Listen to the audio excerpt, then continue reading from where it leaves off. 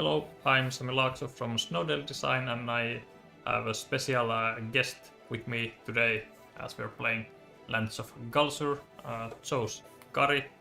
Sorry if I butcher your name. I'll let you do the rest of the introduction. Yeah, oh, don't worry. I don't know anyone who gets it right. Joash Kari. It's a hell of a name. Yeah, I was very, very, very lucky to get to write the music for Lands of Galzyr, and it is such a huge, beautiful world. It is one of the best soundtracks I've ever had the pleasure of working on. It was absolutely fantastic. I'm very excited to get to play again. People should be able to hear that exact music right now playing on the background. It should be about the correct volume, but if there's someone watching and the sound is okay, too loud or not loud enough, let us know and I can try to fiddle things. I have some new settings, should be better, should be less about me trying to guesswork, but we'll see.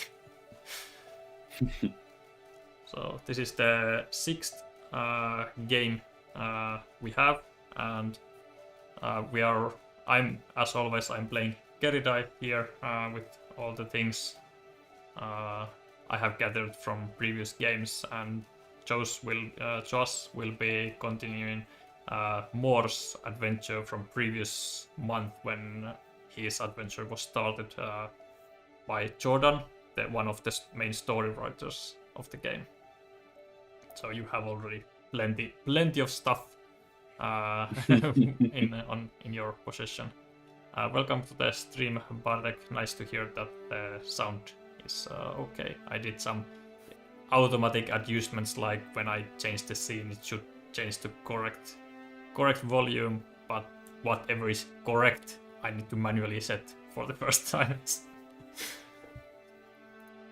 Welcome to the stream, Liony. Nice to have you here. So, do you have an opinion on? Do you want to begin? Take the first turn, or should I take the first turn? Oh, As you have 3 quests already, and we were like stealing some relics or borrowing some relics with Jordan from Arhin University during the end of last game. So we got both like adventures and inner fire from our crazy shenanigans. Oh yeah. So. Oh wow. I feel like Moore would demand he gets the first turn. I feel like he needs to. He thinks he deserves it. Sounds proper. He might not be right, but he certainly thinks he does. So you need to choose where you want to begin, where you want to put your meeple on the first turn. You have already 3 quests, and as for those, you have your Chasing Legends Part 2, where you're trying to find your idol. Then if you can visit Kafarit's home, which is like the nemesis of your idol, and the nemesis lives in Sarevar, so that's where one of your quests is. Then you have the Dream Seeker Part 2, which is about the relic that we stole or borrowed last month with Moore. So we stole it from Arhin, and now we should deliver it to Meratu. And your last one is Earned Extortion, and that's about some private investigation stuff, and that would happen on this base just north of Rienstone. So you can follow one of those, or you can just do whatever you wish. That's the spirit of the game. Well, I think I don't want to be holding on to these hot goods for too long, so I'd quite like to get to Maratu as quickly as and hopefully get rid of them. So you can begin there, and I can then choose where I want to go. As for your Dream Seeker, if that's what you're going to resolve first, it doesn't have the handshake icon here next to the scene, so you have to do that alone. I can't come to the lodge with you, unfortunately, so it doesn't help too much for me to begin on the same place. Yeah. welcome to the stream. Mihaha, nice to have you here again. I have one quest. I have a treasure hunt where I can try to locate some clues from Rienstum's wishing well. So while you're visiting Meratu, I guess I'll stop by Rienstum. I could also start on one of the locations with some quests that I could pick up, but maybe I'm tempted by my treasure hunt, and I shall begin from Rienstum. Also, something I did not resolve yet is that in last game, Mor tried to find a pilot for Dodo's flying business for the sort of Olamide who wanted a pilot for his hot air balloon, but Mor failed in trying to find the pilot. So the Olamide was left alone with figuring out can they find a pilot at all. But fortunately, it seems like he did manage to did manage to find a pilot on his own. Nothing seems to stop this tenacious. Seems like the video is a bit stuttery. Nothing seems to stop this tenacious entrepreneur Dodo from achieving his dreams. No matter how outlandish they first seem to appear, Olamide's newest business idea is taking flight. So now it's asking during setup to take a random 174 from the library, and we have to roll the die to determine where it will land. So it will be rolled 12, and the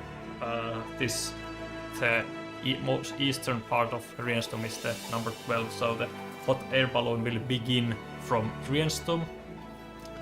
Let's see if this... so on every turn, the hot air balloon will move to the location with a larger number, 12 loops back to 1. And by paying 2, your adventurers may move with the hot air balloon.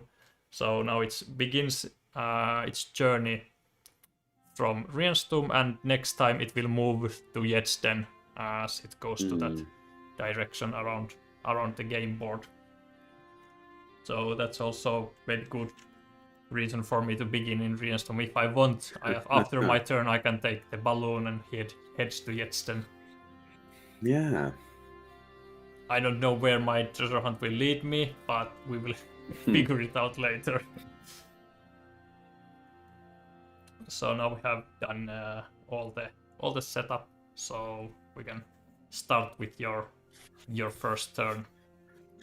Good. Well, yeah, I'm sticking around here. I'm handing off this borrowed relic that I have. Yes. So the story on the card so far: we are the Lodge. Our goal is to revive the ancient practices of besieging the dreaming Prince Hyroshank. He will allow us to explore our souls and dreams. If you wish to center your soul, come alone, for only you can make this journey by yourself. Signed by Morrison, the long-nosed hornfrog mistress of the Lodge. So you may visit the Lodge now. I'm not so sure I want to now. That's terrifying. But yeah, no, let's do it. Oh, okay. Yeah, I'm visiting the Lodge. So the scene is 356. Arriving at Meratu, you follow the directions in the note, leading you to a massive log house. Knocking on the front door, a group of folks answers. They're all wearing ponchos, bearing the stitched design of a closed eye. They take you through the dark halls to a room filled with silk banners and pillows. A horned frog, with the flock bearing the closed eye covering her face, stands to meet you. I am Morrison. Are you ready for your journey? You nod. Come along. Oh, she takes you to an enormous greenhouse out back, which has a sparring area and a juggler's wort of plans. First, your body must be made tired. Wander through the gardens or perhaps join Koti at the training pillars. You're not weary. You're in good shape with your adventures and inner fire. You're not tired yet. Not yet. So you may spar and fight unarmed with Koti. You may explore the gardens, or you can pretend to go outside and do stuff. I'm not one to back down. I'm gonna jump right in that arena, and I'm gonna spar Koti. I'm getting right in there. So as for your stuff, you're choosing spar and fight unarmed with Koti. So let's see, you have inner fire with fighting. You get 1 success immediately. Yeah, and your items, your bottle of acid and spyglass are not helpful with fighting and sparring, but at least your inner fire does prove to be helpful. And you get one orange from your skill marks. And the difficulty being medium, you would like to get at least 2 successes, and that's 2 + 1 from inner fire. Are you satisfied with that? Yeah, I'm happy. I'm very happy with that. I wasn't expecting it to go that well so soon. And that's you just got 3. Oh. Going to the sparring area, you see a fennec fox kicking and striking a post covered in knobs. He breaks from his practice and introduces himself as Koti. He offers to spar with you, which he regrets when you soundly beat him. Morrison approaches and gives a soft clap. Perhaps you are worthy of a candle. It could help with the darkness of where your journey will take you next. The mistress offers you to take some candles she's holding and then leads you back inside. Do you wish to swap one of your skill marks for a perception skill mark? I'm very tempted to Would you like change. the candle? I really would like the candle. I don't know what creepy things are going on, but I'm down for it. I'd quite like to swap my learning tag for perception, I think, because the green one? I think I'm enjoying. Yes, I'm enjoying too much. I'm not particularly clever. I'm just living in the moment. Yes, carrying the candle of the frog.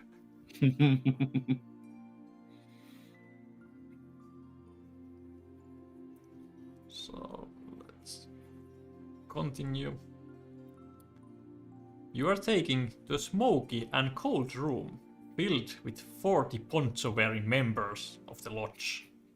The mistress invites you to sit cross-legged before her in the middle and listen to her words. Before you, she places a statue of a 4-armed and a hideous figure. This is the one that we got for them last game. This is Hiroshank, Prince of Dreams. In order to make the pilgrimage to the land of inward dreams, you must quiet your thoughts and enter into a deep trance. That is when the prince will take you. You're not Syrian. No. You're And I think losing a little intelligence, that's going to make it a bit easier to clear my head. Hopefully. Yeah. You can calm your mind with the books you just lost. You can look inward, which the candle will help you, or you can just wait for it to come. Okay, do I have any comforting tags? I don't imagine that I'm a particularly comforting person. Yeah, you don't have any comforting, so no, that's not going to well, help I think you. But I think I'm just going to have to try. As for the perception one, so the look inward, you can use your deep intuition if you're looking that's like true. you're going to fail. I think I need to look inward, and we'll see if I need to, well, rely on my ego. So with this, a spyglass doesn't help with looking inward, unfortunately. No, looking outward, yeah, but not inward. But dice should prove helpful. I'm done. 4. You're done. I'm happy. No need to use deep intuition, I think. No, I think I might have just reached Nirvana. Welcome to the stream. I'm unfortunately can't pronounce your name with the Cyrillic alphabet, so I'll just say hi. It's my fault for being uncivilized. You got 4 plus. Seeking your inner thoughts, you see all of your memories that have impacted your life and shaped you as the individual you are now. Between this collection of past events, you see a light molded into the shape of a forearm figure. You see that Hiroshank manifests as all conflict in your soul, and you accept his invitation to explore the dreaming world. Morrison claps softly. You have done better than any before you. You open your eyes, but she's not there. None of the members are. You are somewhere surreal and distorted. Take this, you hear an echo of Morrison's voice. It may help you on your journey. Looking down at yourself, you're holding an item that you did not have a second ago.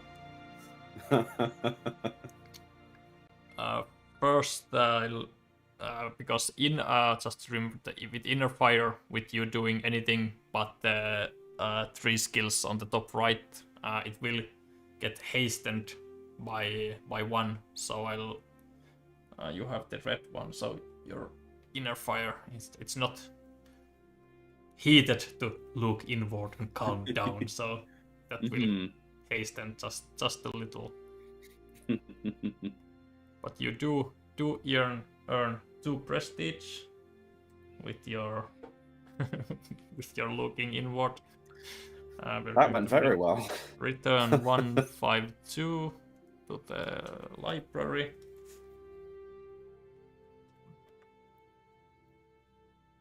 And you get 14 and 170.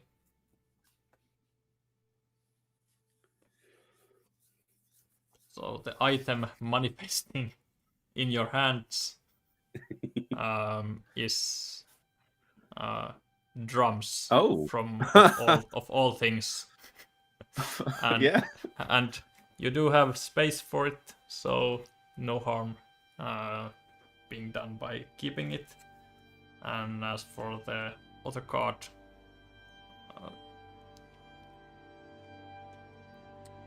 you got Lucid Prison. The world around you warps into a surreal dreamscape, bearing resemblance to things you have encountered in your life. It can't be real, yet all 5 of your senses respond to the impossible environment around you. And next turn, you're forced to take the scene 3, 5, 7. Open your mind. Wow. And it also asks us to place your figure. You're no longer in Meratu, you're in Lucid Prison. I'm in. Wow. Oh, Who knows this where you are? Taken a very strong turn. What a first turn. Oh, you're done. You're gone. You're no longer here. Just gone. Yes. I'm wow. kinda glad I could not join you with that, I think. I'm not sure what to think. Yeah, that might have been quite a stressful day.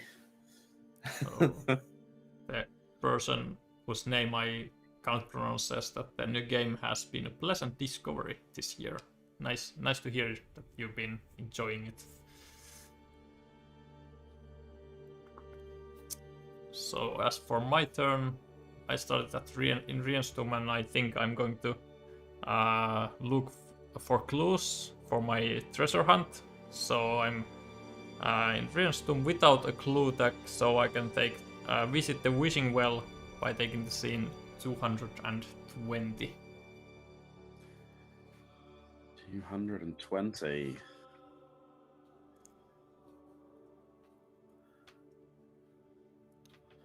Take it away when you're ready. The treasure map, with hints of it being written by a red fox, leads you to Rienstum's old quarter at a dirty, dusty old wishing well, with rusted chains and scratched brick sides. Despite its age, you see a young marmoset monkey come up to the well and throw in a coin, whispering quietly as he makes a wish before the coin splashes in the water below. The map's illustrations show scribbles on the well's bricks and several notes referencing the bucket and winch system. That part, at least, is out of date. The lift and winch system is long rusted. The metal bucket stuck hanging midway down the pit is in as a shoddy condition as the rest of the well. Time to figure out this treasure. So if you inspect each sweeping tag, you have 2 successes. Wow, okay. Very nice. I'm not a janitor. I don't have sweeping tags with me. That's a shame. So I can either in that case, the well's bricks or fiddle with the bucket winch. As for what I'm capable of, well, I'm not that capable of it in fiddling, but it's easy, so it can't be that hard. And as for inspecting the well's bricks, I do have better dice, but I do have also inner fire, so if I do choose the perception one, so inspecting, I will hasten my inner fire, so maybe I'll just fiddle with the bucket winch and see what happens. Absolutely. Just jiggle it a little bit. Yes, so I'll get to use my perception die. I also have my power of mind, but I'm not going to waste it on fiddling with the bucket winch. Definitely not. No. I'm mostly trying to read or remember how to fiddle and just staring at it, but not much fiddling is happening. So let's try. One more go. That's still nothing. Punch it a little bit, maybe shout it a little, but yeah, I haven't. The final option is to choose whether I want to spend my determination on fiddling the bucket winch, which is not what I was looking for. But it would be embarrassing to fail the fiddling, so maybe I'll use my determined status. Why not? Why not? So one success you managed. Yes, I managed one success on fiddling. I didn't come here to fail. But there's actually swords, so we'll actually have to click that one. As you fiddle with the stuck winch mechanism, you look down into the well and see the bucket hanging about halfway down, filled with decades worth of thrown coins. You think back to your map and how it pointed at the bucket too. Maybe it too holds some secrets. Why didn't you say that earlier? I could just lift the bucket from the well, but well, or have another crack at fiddling. Yeah, maybe I did already spend my determination on fiddling, so why not? Let's go all the way. So let's continue. So we're using the previous result. Yes. So you had one result. Yes. Didn't you? Yes. You inspect the mechanism and see that the chain is wrapped around the winch. Taking it slow, you carefully unspool the rusted chain, then raise the ancient metal bucket out of the well to see carvings on the sides. Halfway through copying them onto your map, you hear two members of the city watch proceeding up to you. Loitering, Sarge, says the corporal, a red-eyed tree frog. Loitering indeed, Corporal Bonds, says the sergeant, a large black bear. Right, clear off. Your notes are incomplete, but you don't want to get in trouble with the law, so you leave. I can't disagree with that. You compare your incomplete clue to the treasure map and decipher the partial code, revealing an address here in the poorer part of Rienstum, a street called the King's Passage. But without the street number, you're a little stuck. You should be able to find someone local to help, for a price, that is. No post tag for me, so I can either explore the poor part of the city or recall Rienian street history. Could chuck some money around to try and loosen some tongues. Yeah, for either of these I can just throw away money. At least I have money. I have 6, but unfortunately Jordan spent everything you got, so you're at 0. Oh yeah, I've just noticed. I am. Yes.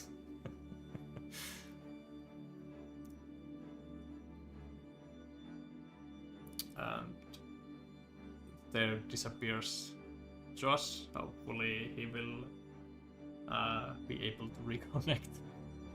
He was too how do you say, too surprised to find out he doesn't have any gold. So while we wait for him to reconnect, I can choose which one I want to approach. I think yes. Oh, hello. Welcome back. Hello. I don't quite know what has happened there. Hello again. I just said that maybe you get too horrified from not having any Very gold. probably. I'm out. Yeah, I'm in it for the money. That's all I'm here for.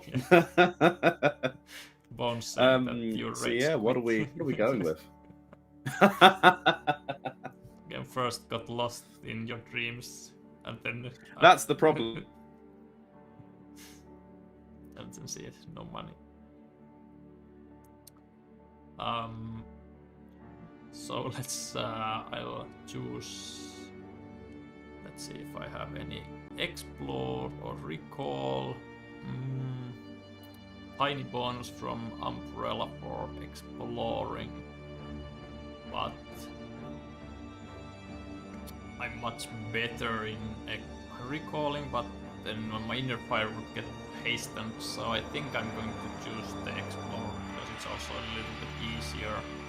So let's go with exploring the poor part of the city. Welcome back again. Hello. There's a bit of a storm going on outside. I'm not entirely sure if it's affecting me at all, but hopefully it's going to stop. One can only hope. But I made my decision. I'll try to explore, even though I'm a little bit worse in it. But I don't want to hasten my inner fire, and this is a little bit easier than recalling, as this being a medium skill check. So let's see if I can, and I can fix my mistakes with throwing away money. So. That's one. I'm not sure how much more I can expect with these dice, so maybe I'll just throw away 2 gold to get 2 success. Or I do have my umbrella, speaking of storm, which lets me reroll 1 die, so let's see if that helps me. No, it does not help me. So I'll pay for the first person who I run into to help me a little bit by throwing away 2 gold. So now I've got 2 successes.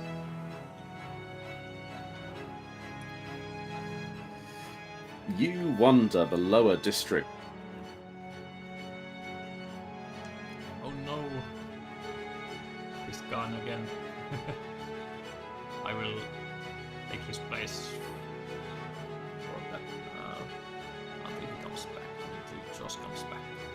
You wander the lower district for what seems like an eternity, passing every street, back alley, and twisty side lane.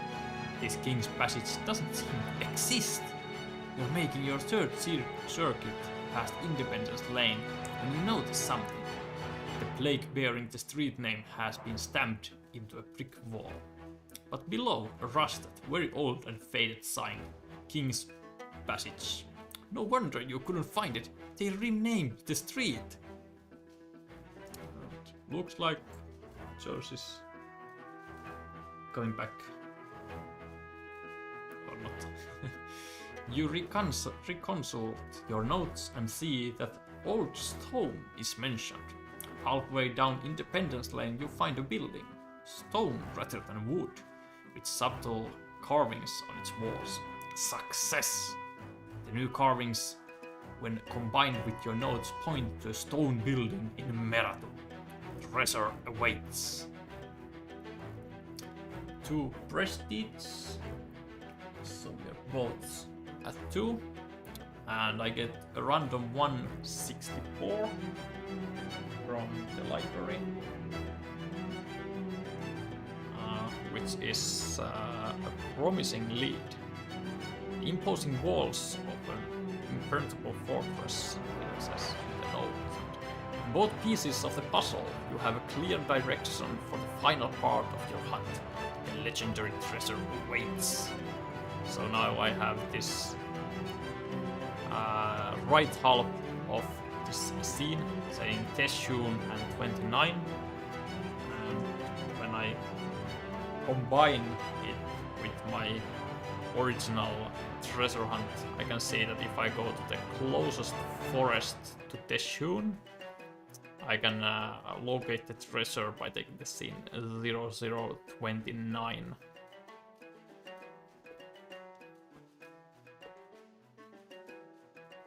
And closest forest to Teshun would be, there's Teshun and here's a forest 2 spaces away, so this is where I should go if I want to locate the treasure.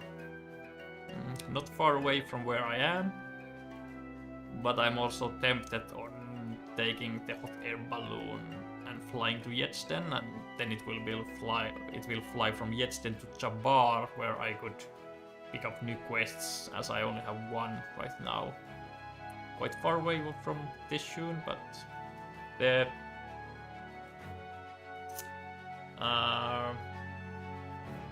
hot air balloon will be here just for this game, so I think I want to use that. And it will circle through Yetsten, Jabbar, Sarevar, and then to Teshun, so then it will be close walk. So maybe I'll just take the scenery route. Hopefully it will cost 2 gold each time. I have only 4, so I do need to find a way to earn some gold if I want to keep flying with the balloon. But for now we are going to move Wednesday, and same here. And this is for the balloon. It says we need to move to the next location with a larger number, moving back to 1. So it goes to Yetsten, and I will choose to pay 2 gold to move with the balloon. So now I'm down just 2 gold. So either I need to find a way to find some work to earn some gold, either here in Yetsten or in Jabbar. Otherwise I have to start walking. I don't have any any extra gold after arriving to Jabbar. Now it would be Josh's turn, if we can get him back.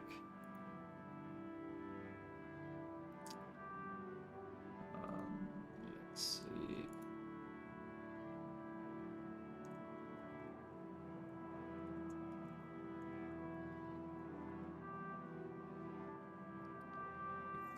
With some technical difficulties with streaming, but hopefully we can figure it out.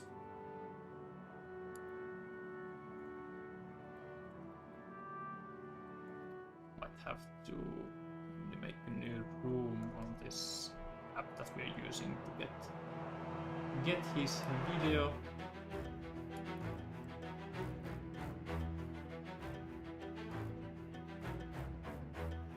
Let's try to make let's make a new room here.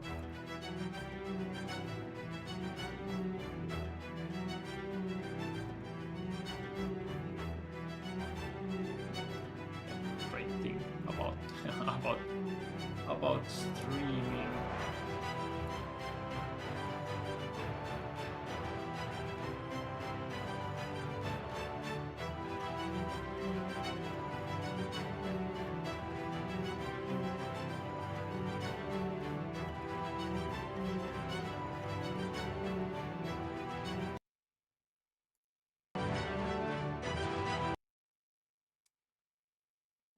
Right.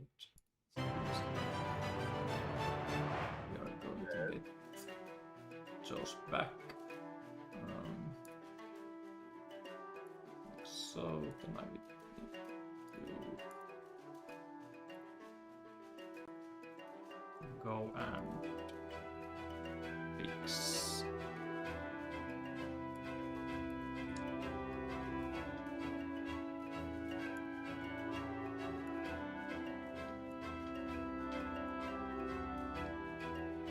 That.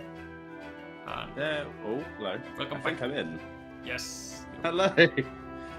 Excellent. I'm hoping that's going to stop. I have no idea what's going on. I think I was actually able to watch you for a little while, but I wasn't able to rejoin, so I'm pretty sure we just got to the start of me again. Yeah, so I read my story, and now it's your turn, and you have no choice but to open your mind. That's clearly where I've been going, so I hope it must be going well. Yeah, so 3, 5, 7. Let's see what is waiting for more in the dreaming world. This place cannot be real. Sitting upon a moonlit hill covered in broken mugs, you look over a field of chest-high red grass. Faint flicking orbs of light bud from each stem. Memories from your life are the substance of these ghostly glows. The field hosts a tower as well, yellow bricked, doorless, and scraping against the absent sky. In it are all things your mind is at odds with, gauging childhood embarrassments, dark thoughts, and experiences of pain. An exit must exist. You must confront a shard of your past that still plagues your subconscious if you wish to escape this surreal nightmare. This guilt would be contained in the tower, or could be found in a memory somewhere in the field. Weird stuff. Yeah. Wow. You can now either climb the tower or search the field of memories. Oh, okay. Wow. I think I need to be searching for some memories. I need to be trying to find something that makes me happy. Searching will make your inner fire extinguish a little bit faster again. But your adventures status will help you search. Your inner fire will help you climb. As for climbing and searching, your items are not helping you. Yeah, I'd be tempted to climb the tower, but it's quite a hard challenge, and I'm not going to have much to assist me in that. I think I'm going to have to search, otherwise I'm just going to fall flat on my face. Let's search the field of memories, and I will have to again hasten your. Who would have guessed that dreaming is not like the most inner fire thing to do? It's extinguishing, putting down your flames quite successfully. So let's go and roll So you are searching. You do get your communication dice and the perception die. And you get 1 success from adventurers, but if your total is 4 or less, you have to discard. You're no longer adventurers after that. So let's see if you can how many you're getting. That's that's nothing. So I think you want to have an answer shot. I wouldn't mind to reroll. That's more like it, I guess. So that's 3 in total with adventures. The difficulty is medium? Are you happy with 3, or do you want to spend your deep intuition searching the field of memories? Oh, I feel like that's a perfect thing to spend it on. I think I might need to. I feel like when I'm trapped in a dream realm with some kind of deity, I want it to go well. So I would like to spend intuition and try and make this 4. So it immediately gives you 1 success. So now you're at 4, and now you can push your luck if you wish by rolling the 12-sided die, and with the roll of 1 or 2 or 3, you will lose 1 success. But with the 4 or more, you gain 1, and you may keep re-rolling if you want. So are you happy with 4? If you get 5, you can even keep your adventures. With 4, you are still going to lose your adventures. Oh, of course. I think I have to push my luck. I've gotta try. We have seen how well these rolls have gone so far. Yeah. Oh, that's 8. So now you're at 5. Okay. Should be more. I'm happy. I'm done. I'm happy. 4 would have been enough for the best, but now you can also keep your adventure status. So it was worth it. Navigating the field of memory tip stems is first nature to use. They can't hide from you that which you seek. Moving through the field, those whose thin soil exposes a fish tank beneath it, you come to the plant holding this memory. There you gaze into the past. This glimpse is without distortion. To dislodge this distasteful event from the corners of your mind, you enter the construct. The glass cracks under you and you rocket into the waters below. Oh god, this is quite a trip. You relive the memory, its details more real and tangible than the day it happened. Then it splits into 2 paths. Each leads you deeper into the realm of the 4-armed dreaming god. One is a road made of cyclopean stones growing leering faces. They promise you closer if you can best their riddles. Opposite of it is a road made from ropes, with imps dangling and swinging between the slack cords. In sing-song, they chitter about things you feared in your youth. Would you like to take the road of riddles or the road of imps? Oh, I've got a sneaking suspicion that I'm not intelligent enough to answer any riddles. You did lose your last bit of intelligence to hold a candle. But then, there's the thing, if I go Road of Imps, I'm looking potentially at some physical challenges, which I may only get to roll 1 special dice with, but if I at least take riddles, I might get to roll 2, even if they're not. You're still holding a little piece of inner fire with you, which does give 1 success for fighting if you think that's something that you're going to encounter. Who knows? I should probably do that because I'm wasting my inner fire just dreaming. Yes, this is the last. Go on. This is the last turn that you have it currently. Yeah. So it will burn out. Let's live. Let's take the Road of Imps. Let's see what happens. While fearsome and likely lethal, the imps are less surreal and easier to understand than the faces. Oh, great. The imps giggle as they drag forth a chained shadow creature half your size. It guards a box of your suppressed memories and it threatens to attack you. You have a relic.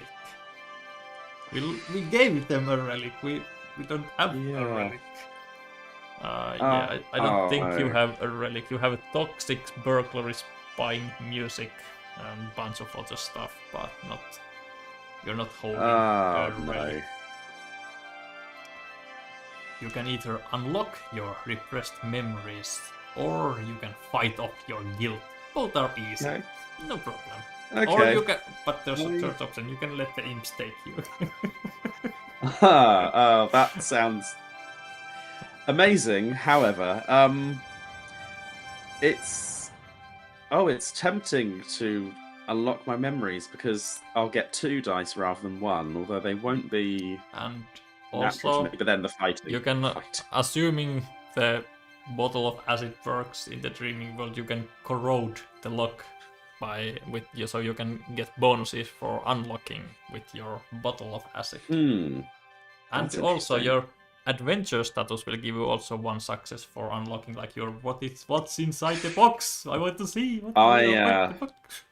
Yeah, I'm going on some kind of journey here where I'm realizing I don't need inner fire. I just need to be a bit sneaky. So yeah, I'm going to unlock my repressed memories.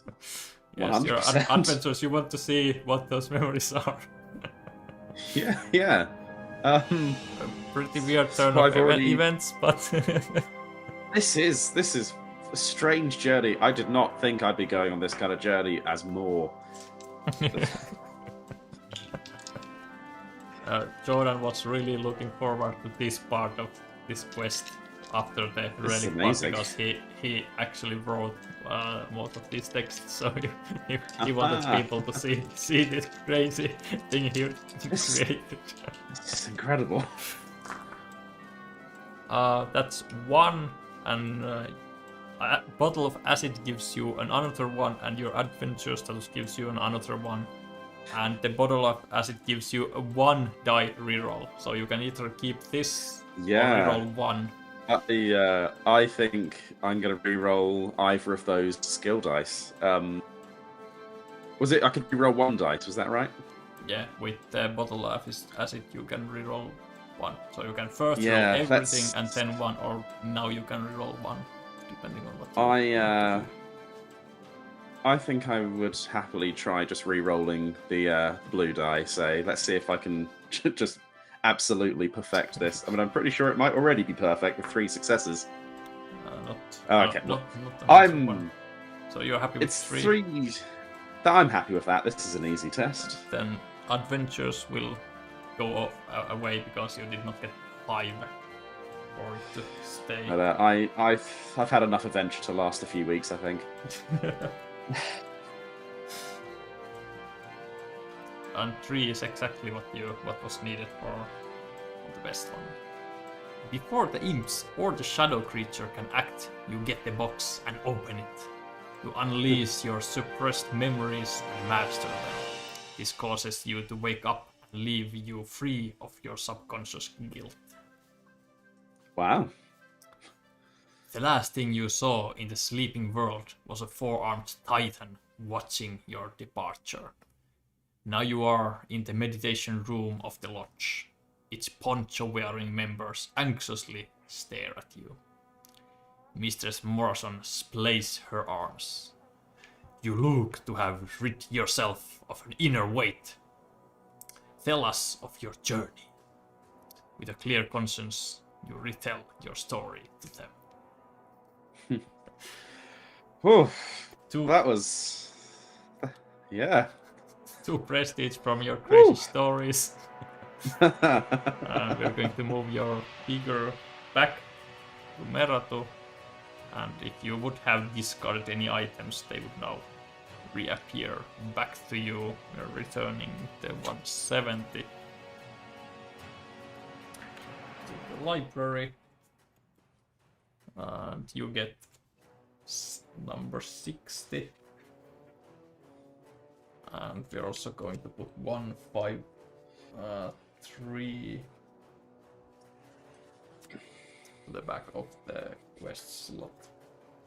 So you may no longer have inner fire after this round, but you did get inner peace. What a story! That's amazing. What transformative story Moore is having today. Yes. Wow.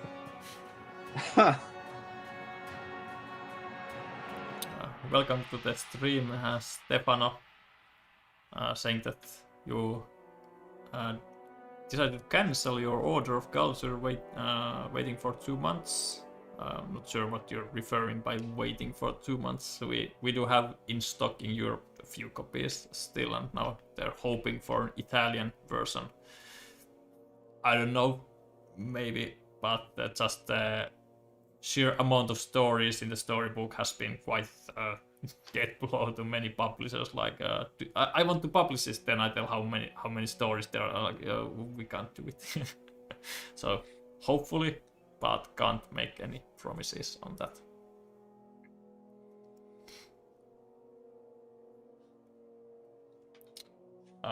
I took so I found while you were disconnected, I found the clue.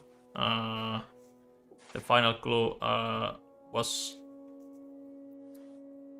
like this. There was an old building and a renamed street, so now I can go to the closest forest to Teshun to locate the treasure. It's here, but the hot air balloon being here just for this one game, I chose to take it from Rienstum and fly to Jedsten. So I have two gold left, and I'm hoping like possibly picking up some quests here and hopefully maybe even flying all the way to Teshun where I could walk to the treasure. But the problem is that I only have 2 gold left, so now I need to figure out how to get more gold so I can enjoy the ride for longer. I have to either get more gold in here or latest in Jabbar, and I'm not sure where should I do it. I do have some items, like I could just sell some of my stuff in the market. So maybe I'll go either to Jedsten's market or Jabbar's market. So here would be temples and gardens and the market, and there'd be hot springs in Jabbar. Maybe the gardens is like tempting, so why not? Let's go to the gardens, and I'll see if I need to go to the market next turn in Jabbar to continue flying across Galzyr. Yeah.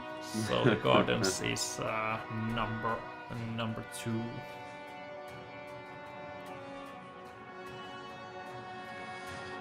The garden is beautiful. You've never seen anything like it. Bushes full of berries, flowers of all colors, tree branches bending under the weight of ripe fruit.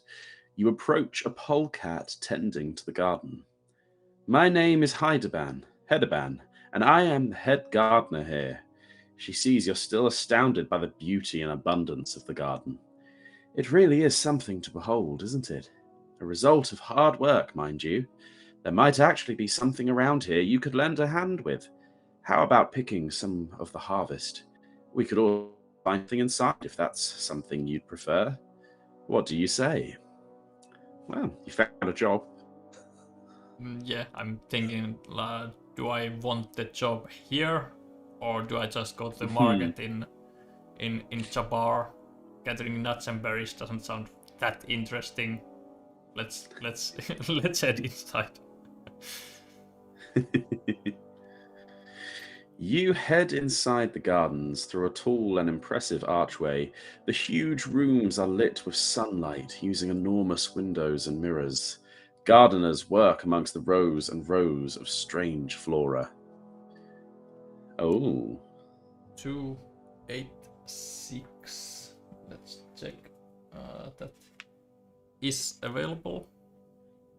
It is. Hedeban shows you around the extensive caverns. There, we grow tomatoes and other fruits and vegetables. That part over there, that's where we mix herb mixtures. We have multiple large orders and could use help with them.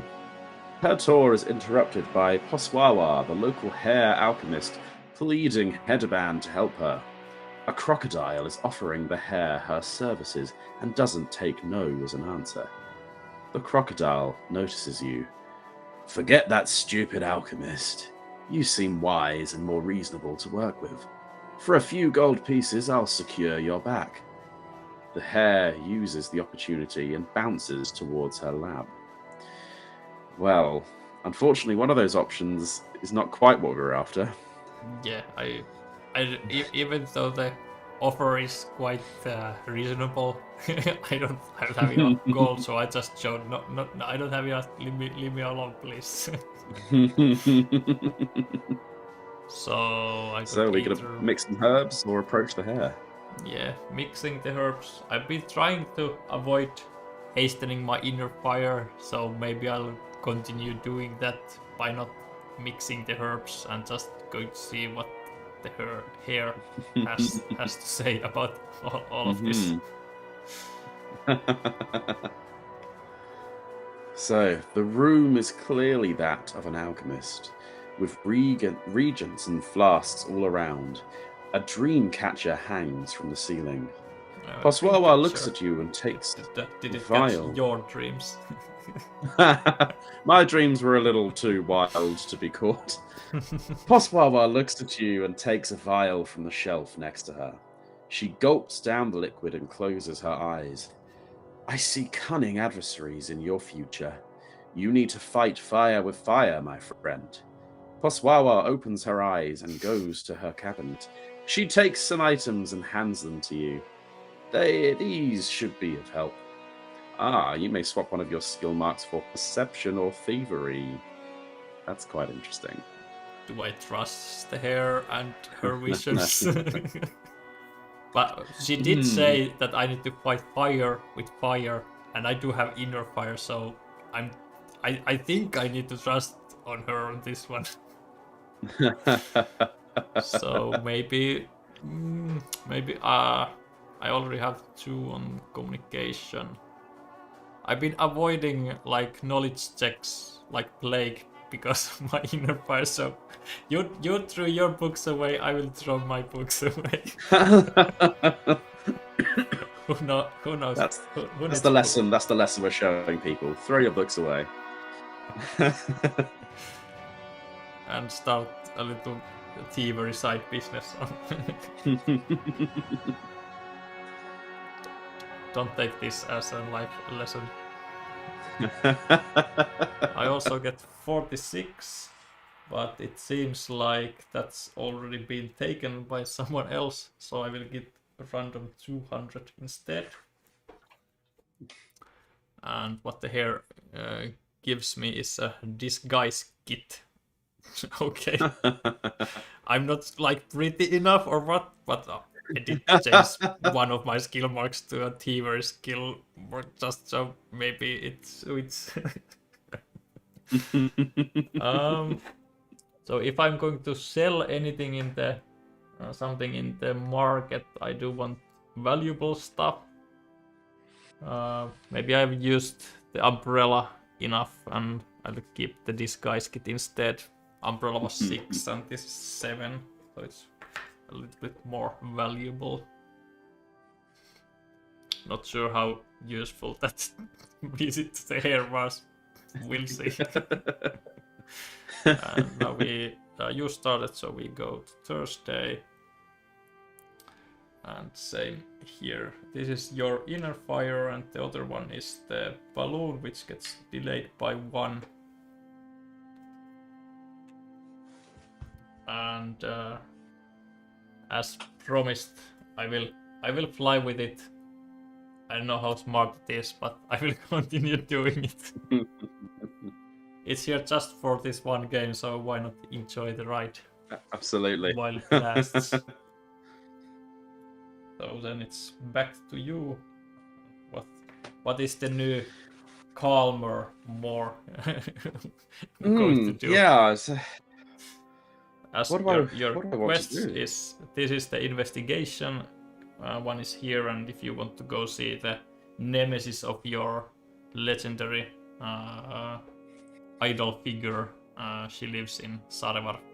Both are, well, this one is closer as you could move here, but you are also free to do whatever you wish. I'm just flying on with my balloon. Well, not mine. I'm having to pay for it quite a lot, but I think that I've come a long way. I've developed a bit. You know, my inner fire has gone down somewhat. I'm not so interested in looking for rivals and enemies. So I think I'm going to have to go north of Riensturm and just sort of explore this new outlook on life that I've come up with. So here? Yes, yeah. Let's draw an event card asking if it's Sunday. It's not, so the grassland store is 248. Let's see what you run into. You hear the laughter and excited shouting long before you reach a stream. A dozen small children of various species, an otter, a cat, a hedgehog among others, holding tiny boats hand-carved from tree bark, are crowded around the banks, excitedly chattering and complimenting each other's boats. "Hi, can you help me?" asks a small platypus clutching not one, but 3 adorable tiny boats, each painstakingly adorned with pink racing stripes. Her bright pink jersey reads Lumong in bright letters. "I carved these for the race, but I don't know which I should use. Do you want to help me decide? You can be on my team." Should you join Lumong's team or decline and leave the children? I'm not that evil. That's adorable. I'm joining Lumong's team. At least the new Calm Moore is finding this adorable. Lumong's bill curves into a huge smile. "Welcome to the team," she grins as she places her 3 boats on the ground. "This one is heavy and bulky, so it's got weight to go fast down the stream. This one is the opposite. It's thin for less water resistance. And finally," she unfurls 3 tiny masts on the final boat, "this one has sails." "The race is going to start!" shouts her friend, a small otter wearing an oversized snorkel. Children rush along the banks to get their boats into the water, screaming, "Lumong, hurry and choose your boat, or you'll miss the race!" The tiny platypus looks up to you with hope blossoming in her small eyes, asking which boat she should pick for the race. You will help this child win the bark boat race if that's the last thing you do. Are you lucky? You're calm, you're serene, but you're not lucky. No. Well, which boat should she use? Oh, this is interesting. I think I know what I want to do. I don't know if it's necessarily the best choice. I really want to do 3-masted boat. I really need to do that one. I don't think it's going to go well, but I really want that one. So you are going to recommend her using 3-masted boat? Absolutely. Who knows? There might be a gust of wind go past. Lumong affirms your choice of boat. "This is the one! I can feel it!" she exclaims, rushing into the water with the chosen craft. The whistle sounds the start, and the stream is soon filled with the cheers of excited children as the boats pull away. You find yourself chanting Lumong's name along with her friends as her boat slips easily down the stream. "Lumong! Lumong! Lumong! Yay!" screams the crowd as her boat crosses the finish line. The children surround you both, lifting Lumong up on their shoulders. After the celebration, Lumong comes to you. "You should have this," she says, giving you her prize. "I don't need it. I'm going to invent so many new things. I need all the space I can get." You earn 1 prestige. Yeah, the masks for the right thing. They were, yes. and she gives you her prize for the game, a skipping rope.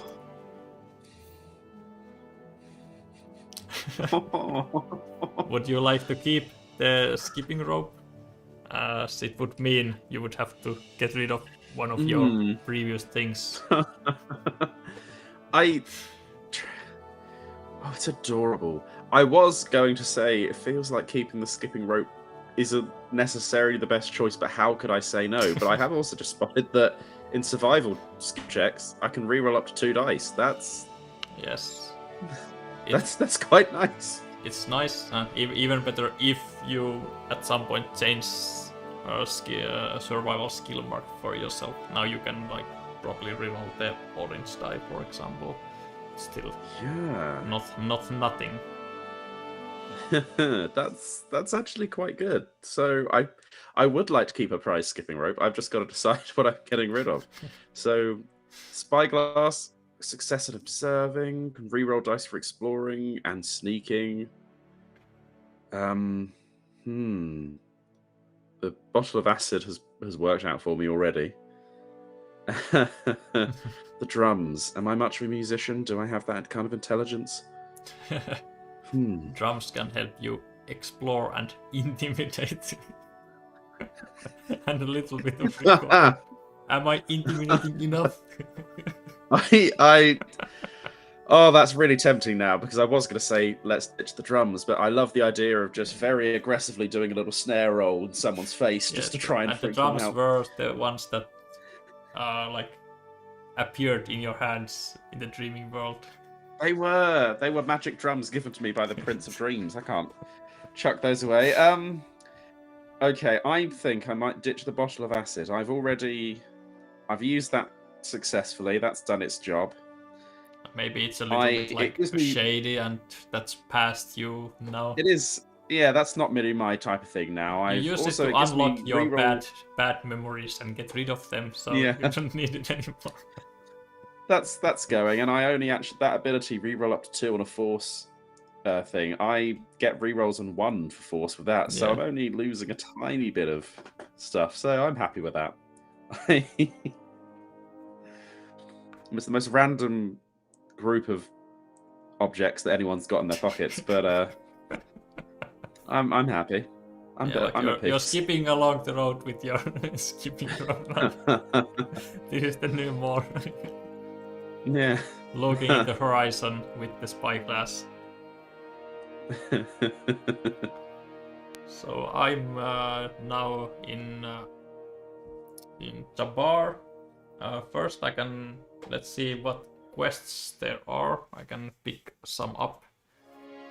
Someone help me find a trainer for my upcoming race. Signed by Rangri, the red-necked Wallaby. I can go and join him in Sarevar. I have a space, so why not? The other one is my relative revealed her last trick. An insightful person needed for a personal matter. Signed by Konyato, the Golden Eagle, whose aunt has died recently, and I can try to help solve a riddle left by her deceased aunt. 1 space west of Yetsten. That's the opposite way where my air is blowing the different way. I can keep it, but I'm not going to do it anytime soon. Maybe I will do the racing one in Sarevar because my balloon is going there. But for that, I actually need money. New quest appears in Helsinki, so there's now two quests there. So should I go to the market and sell my stuff, or hope that I can find a job in the hot springs? Which one sounds? One sounds more reliable, one sounds more fun. Yeah. I mean, fun's always. That's always good. If I can't find money, then I just have to walk like a peasant, I guess. Well, that's the problem. So let's go to the hot springs and just hope for the best. You said that sounds more fun, so I have at least someone to blame for this. Yeah, I feel like I'm going to be getting some blame in a second. Let's see. So, the Inn of Wet Feathers is the main attraction of Chabahir, city of hot springs. Relaxing pipe music can be heard even before you enter, and upon going through the doors, you are welcomed by the deep bow of an emperor penguin, the innkeeper Ranut. He squawks enthusiastically about how busy it is this time of year and how proud he is of his little resort. My staff can barely keep up with all the peak season work. He looks at you for a brief moment. You don't happen to need a job, do you? Yay! Yay! The job is cleaning the bats. Well, that sounds exciting. I might do it, but I'm I'm horrible in survival. I have nothing. You might make them more. I could also use my my power of mind, but that doesn't sound like a wise use of my brain power to clean the bats. Does your inner fire help you with cleaning? It helps with sneaking, fighting, and climbing, but not cleaning. Yeah, it was a long stretch. It was a long stretch. None of my stuff helps with clean. You're skipping ropes like you're in good shape or something. They could help you. It's tempting to clean, but I probably will fail to get 2 successes with 5 black dice, unless I spend my power of mind, which sounds a bit silly, even though we are doing silly stuff. So maybe I'll just go and help at the inn and see what that will entail. Ranut is pleased to accept your kind offer to help around.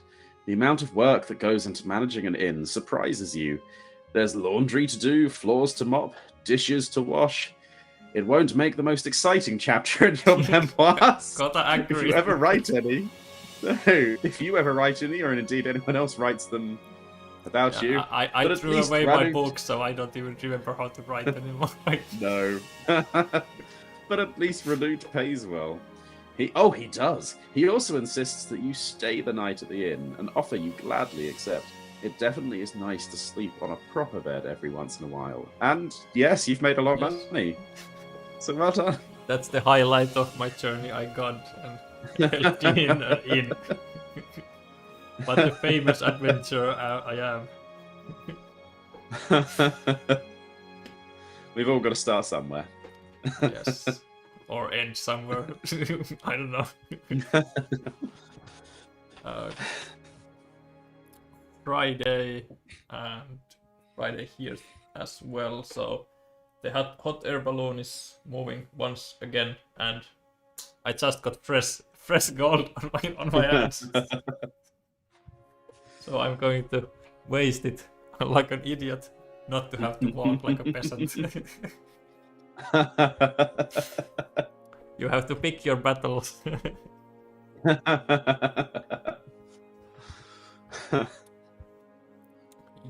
Your turn. So I believe I'm passing right through Rienstum and heading to that spot just north out of town. So that's earned extortion. The Egikars, leaders of the administration district in Rienstum, have grown corrupt. My family would be much fairer candidate for the ruling position. Meet our private investigator, Xep, south of Rienstum. He has a solid lead to prove Egikar's corruption. Oh. And now you can meet Xep. And 285.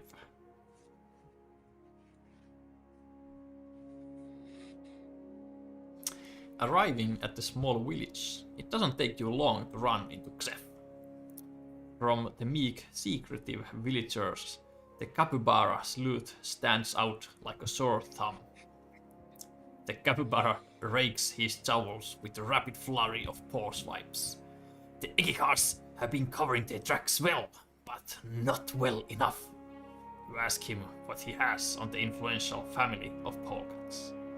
I've learned that several of them meet with a criminal in these parts by the name of Theobrand, but I have no idea where they are at.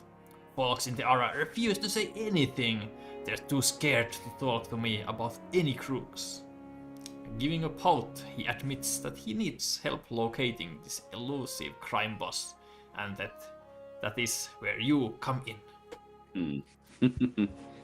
I would have an elite tag on my favor of elite, but you do not possess such a letter, such connections as Keridai, who's flying into hot air balloon, just waving down to people down. Small ants walking. and helping in the inn when no one's looking. Would you like to recall criminal gossip, hard knowledge, or explore the area for medium survival? And for that, your skipping rope helps you with rerolls on survival. Yes. And your drums helps you with rerolls on exploring. Oh, and your spyglass helps you with rerolls for exploring as well. This is interesting. Exploring is probably gonna have to be it. Too good dice, but you have plenty of rerolls at least. Yeah, I've got a lot of. I have recalling. I know the drums would give me a little help, but not one enough. Die reroll. And my inner peace, I think, would give me a success. But that would give you I need one a lot success. more than that. But, I need a lot more than that to get a hard. But if you do explore, this time your inner peace will run out faster. Yeah, that's the annoying thing. Whenever you get one of those, I'm doing the opposite. How does this keep happening? It's just the recalling. I don't have a hope in hell. I think inner peace is a little too alien to Moore, so he's going to inevitably end up going the opposite direction. So yeah, I'm going to explore. Just like just re-roll as many dice as I can. Like you're out of sync with your. Yeah, he doesn't really know what he wants. So you're going to explore the area, and this one, your inner peace gets hastened by 1. Too bad. Yeah. And let's see, you have 1 orange die.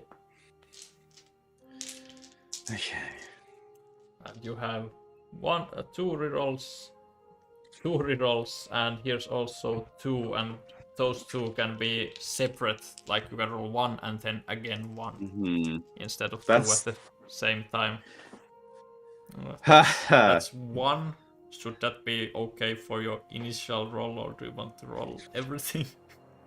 So I can. You have 6 rerolls in total. Yeah, 2 and I can plus 2 plus 1 plus 1. And then I just have a general reroll. Yes. I'm trying to decide in what order I do it in. Yes. I'm trying to decide if I should just do my big reroll now. Yeah, probably and maybe now hope or never, probably. Yes, because I'd like to maybe try and get that survival dice to a double success. The survival. This is a force. Oh no! Like I don't a have might survival. die, so it does not have That's a the best it can be. double icon. It has a double. No, you're right. Sword. So if you roll everything, you're hoping for at least 2 with that full reroll. Yeah.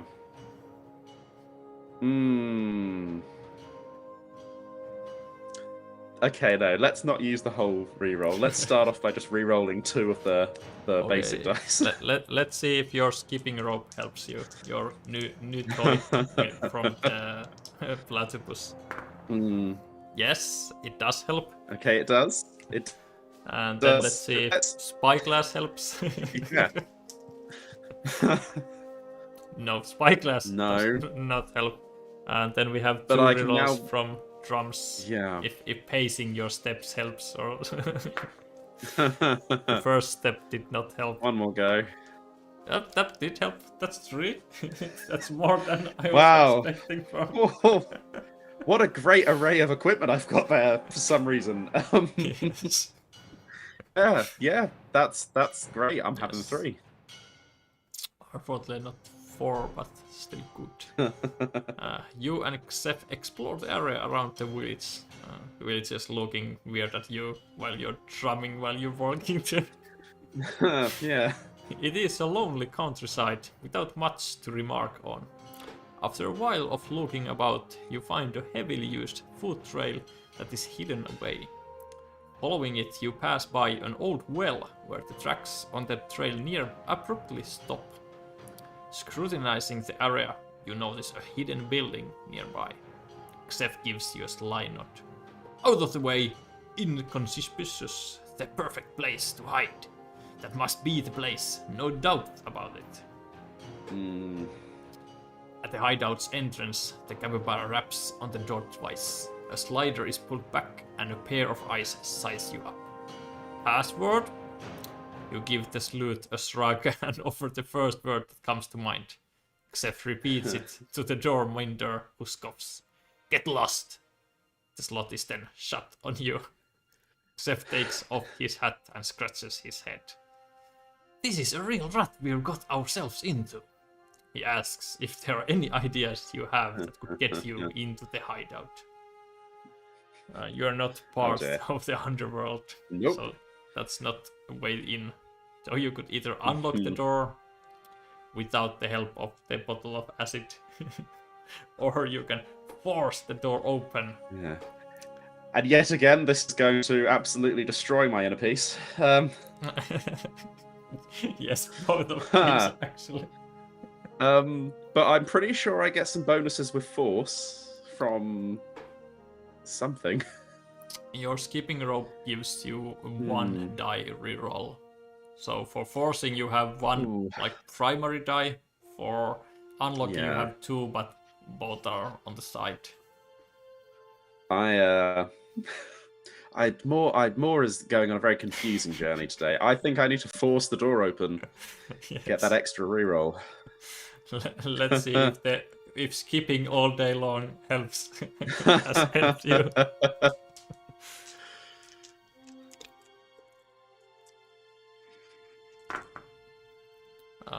That's nothing, so I take it that we're just first taking full reroll. We'll just re-roll everything. That's what, 1. Wow, okay. So I guess we're hoping. Let's see if the skipping rope helps. Yes, come on. Third time's the charm for. Yes, the skipping rope for the rescue. Yes. Oh, what a that kid to save the day. Huh. You did not use any gunpowder items. With a mighty blow, you force the door open. The minder behind it is knocked backwards from the sudden intrusion, and after a scuffle, Xef subdues him. You enter the hideout and corner Theobrand before the guinea pig could sneak out a side exit. She meekly puts her paws up in the air. What do you want? We want to know what the Egikars have been paying you for, the capybara requests. The guinea pig takes a moment to consider. They pay me to take their industrial wastes and dump them somewhere secret, so they don't have to pay the high prices to get them properly disposed of. You leave the hideout and Xef laughs. We have our smoking gun. The Egikars are going down. You did good, kid. Wow. From dreaming prince to children to some investigations up with ruling families. But at least you're earning prestige, unlike me. I'm just wasting my time doing errands and flying with the balloon. Yeah, Moore's very prestigious, but my word, he's having such a crisis of identity. So this place the vault, and that's that's it. So I'm now in Sarevar. So I did have a quest here I have a race for the ages, so... Listen, I'm not happy being just the fastest runner in this town. There's some kind of big race coming up in Sarvar and I wanna win. I've heard of a famous trainer there who's coached many champions. Let's find him and make him train me. Come on, what are you waiting for? Well, I just flew the hot air balloon with my wallaby friend, unless he ran to the road. I don't know. Maybe he came with with the balloon with me. So now we are going to try to find a famous trainer from Sarvar 367.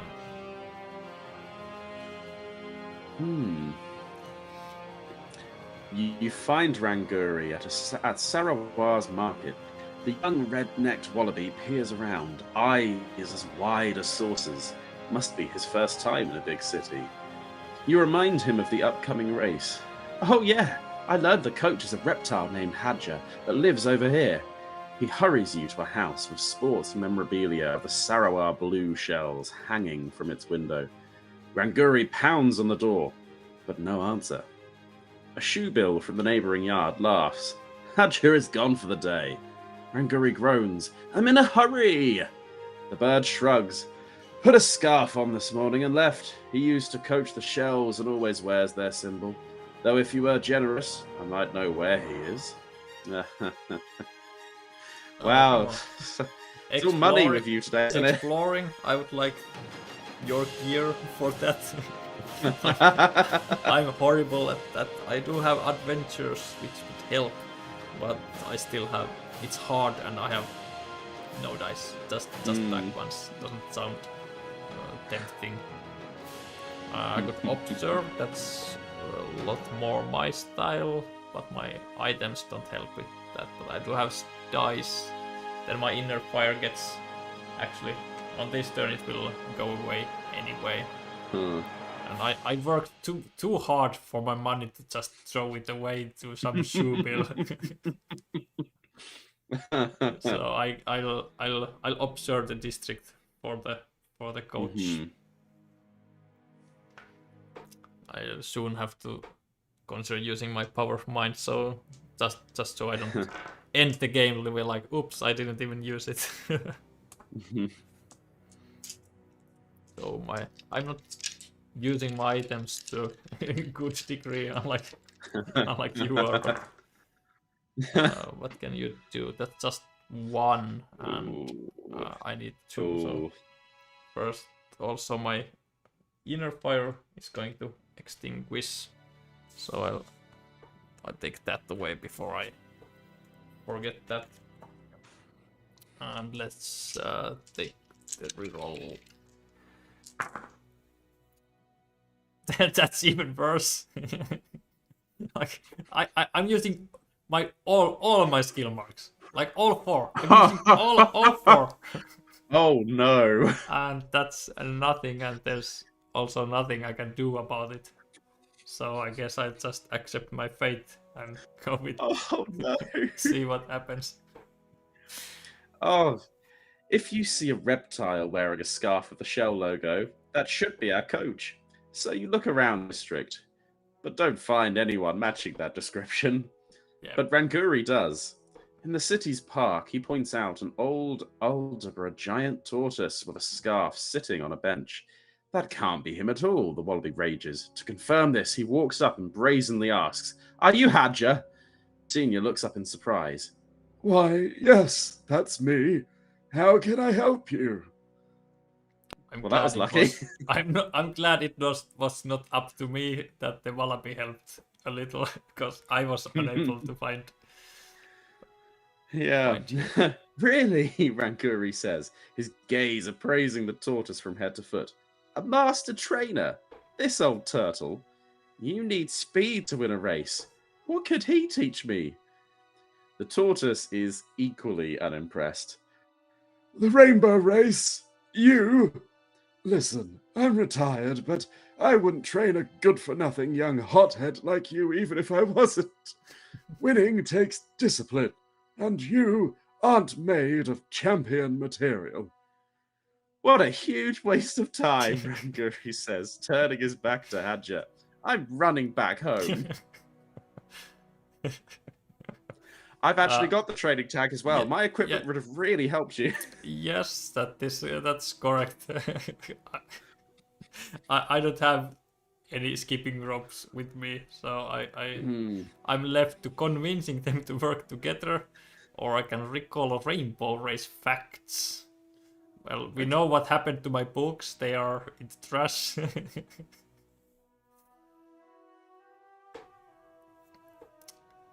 And there goes Josh again. Hopefully he can make it back soon. I can choose what I want to do. I can finally use some of my items. My stretchy braces can give me 1 success and 1 reroll for convincing, and my disguise kit also gives me a reroll. As for recalling, yeah, I don't have anything for that. So let's welcome back again. Oh, hello again. Well, I'm glad it took a while for that to happen again. I don't understand. So I've chosen. I'm going to convince them to work together, as my beautiful stretchy braces will help me, as I'm so convincing just by the looks of me. And with my disguise kit, I can reroll 1 die, which can help me. So let's go ahead and put my dice pool together, so I can't use that. I'll use this one. See how many successes I can get for convincing.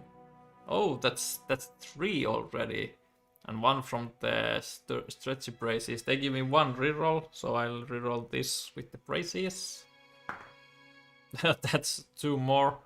And I'm going to reroll this one with this disguise kit. Welcome back again. You didn't witness my awesome roll. I first rolled 3, and then I used my stretchy braces to reroll 1, so I got 2 more, and now I'm using the disguise kit to see if that helps. That did not help me.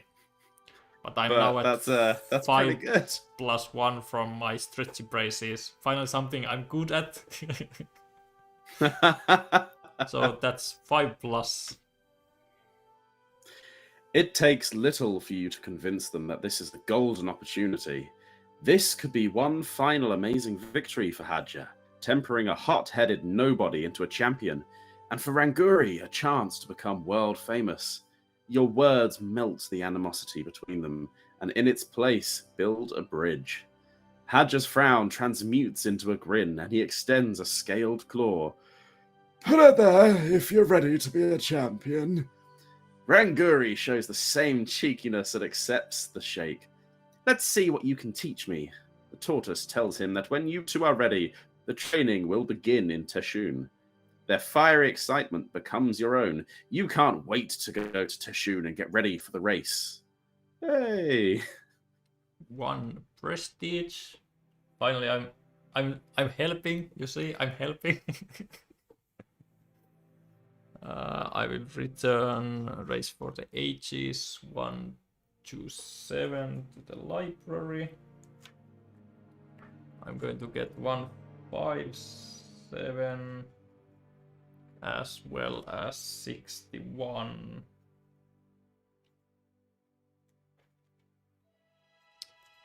And that's end of scene. That was my turn, so I'm going to Saturday. Welcome. I'm glad I got to the end of that story. I got the second part of Race for the Ages. I can go help when them train in Teshun, where my hot air balloon is headed towards.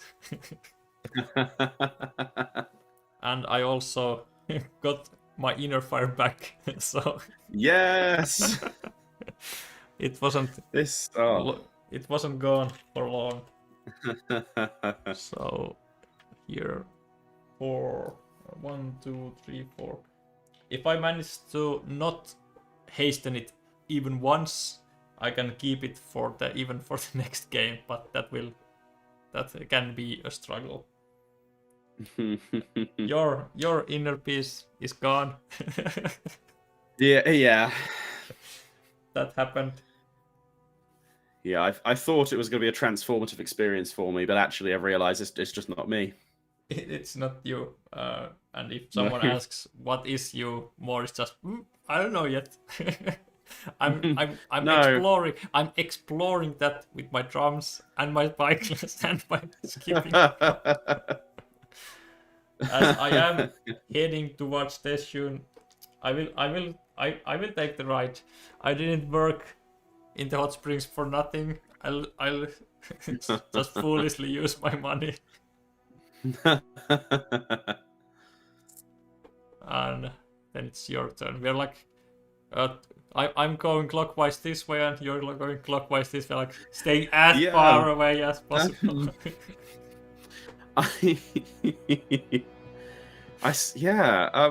suppose my only quest now was it in Sarawar or was it near Sarawar? Yeah, it's in Sarawar is if you want to find the nemesis of your childhood hero. You have 1, 2, 3 turns, so you probably won't be able to make it there anyway. It's possible. I'm just looking that if I were to, I could like abandon some of my quests. For example, if I abandon my final resting place, it would go here, but you would not be able to take that in time either. But you can also use the docks in Rienston to go faster to a different place if you wish to do so, even though you do not have any gold. Or you can just relax the rest of the month. You can do whatever you please. I'm trying to decide whether I go to Yezden or to Rienston, probably just to sort of shoot the breeze a little and see if I can find myself. You know what? Yezden seems like the place to go to find myself. You know, the temples in the mountains. So perhaps I'll head towards the Yezden. Do you wish to go to visit temples, gardens, market, or draw an event card for the settlement? I believe you went to the gardens, didn't you? Yes, I went to the gardens. Sniffed some grass and. I think I need to go to the temple, see if I can find some answers. Who said that I need some Tiber gear, so she gave me the disguise kit. I think I need to go to that temple, see if I can find myself somewhere somehow. Sounds a solid place to start your exploration, your search for yourself. The atmosphere is serene as you climb the numerous stairs, arriving to the higher parts of town, home of the temples of Yezden, ones that have been said to touch the sky. You're welcomed by a marmot dressed in a cloak who bows slowly and introduces herself as Lynn. Let's check if there's... yes, 119 is available. Lynn explains how it's the tradition of Robak marmots to journey to unknown lands and destinations in order to achieve spiritual growth and maybe find yourself in the process, I don't know, in addition to meditating daily at high altitudes. There's a meditation group beginning their session soon. Lynn finishes with a worrying look on her face. One of our members, a young apprentice, left for wayfaring journey some time ago, alone. He should have returned by now, but we've heard nothing. I fear that something has happened to him. Behind her, you spot a small stall nearby with a sign, Boutique of Fleeting Delight. Should you meditate with the group, help find Jung, or visit the gift shop? You did come here to find yourself, but you found someone else missing. I don't know if this is destiny or what. That is too beautiful a story to miss. I think I came here to find myself. I'm going to help find Jung instead. Yeah, I'm going to go looking. You can wait. Yeah, exactly. Who knows? Maybe when I found them, I'll also find myself. Yes. Lynn seems relieved and thanks you many times. She tells you that she can't be sure of which path Jung took, but that she has an idea. She then gestures you to follow her to the buildings. You follow Lynn through a few tunnel-like hallways into a tall room with one side full of small hatches with locks dangling from them. I already searched Jung's room for clues with no luck, she says, but everyone staying here gets one of these lockers for their belongings. That one's Jung's, she continues, pointing at the locker closer to you. You can either unlock Jung's private locker or you can search Jung's room for clues. Welcome to the stream, Anton. Thank you for the well wishes and hope we have good luck and great to see the story continuing. Hopefully. Am I able to use my eyeglass to sort of help me search this room? No, you're not able to use your No. spyglass. No, I thought that might be a bit of a stretch. just get into Yes. the nooks and crannies. Just see if anything, comes up. So So I'm not getting unlocking into or the- searching, and now you're in a situation where your stuff is not particularly helpful. Yeah. You It's have, tempting because searching is harder, but you have better dice for it. So yeah. I'm going to. I've done, I think, a bit too well today, so I'm going to go for the harder challenge just to see what happens. you're going to search Jung's room for clues. I'm feeling confident. Yeah. And you get yes, those are the dice you have. Also, we have. I just realized how similar our dice pools are. They are. Yeah. And you have a might. You're just mostly talking to Lynn, I guess. Like, did you look here? Yes. Did you look this bed? Yes, I did. Yeah. Look there. How about under the bed? Yes, I did look under the bed. Right. I better take one last go and have a proper look. Yes. Instead of asking, did you look? Yeah. Did you look here? Come on. No, you're just continuing to ask. Like, No, just still. Are you sure? Are you sure are you you looked? absolutely sure you looked here? Well, that's how that goes. Oh dear. You come in the same conclusion as Lynn. There's no visible clues of Jung's whereabouts. Lynn sighed in disappointment, but thanks you for your effort. Exiting the temples, you wonder where the young marmot has gone. Wasn't the temple supposed to be the most fulfilling place in all of Galzyr? If so, why anyone living there would leave? That's a mystery. Oh, for the another horrible day. irony. I came looking for myself, started looking for someone else, and I can't find them either. Yes, you can't find anyone. What a... Oh, this is so sad. Oh, more. This is part of his chapter in life, I guess. This is a very dramatic story Moore's having today. A bit unsettling. Yeah, it is. I'm in Teshun, and I have the quest to join the training. The Rainbow Race, the most popular sport event in Sarwar, is coming. I've trained many winners in the past and shall try my best once again. This little hothead wallaby Ranguri has a lot to learn before he can become a champion, however. Join us in Teshun and we'll make a winner out of him. Let's see if we can make a winner out of that hothead.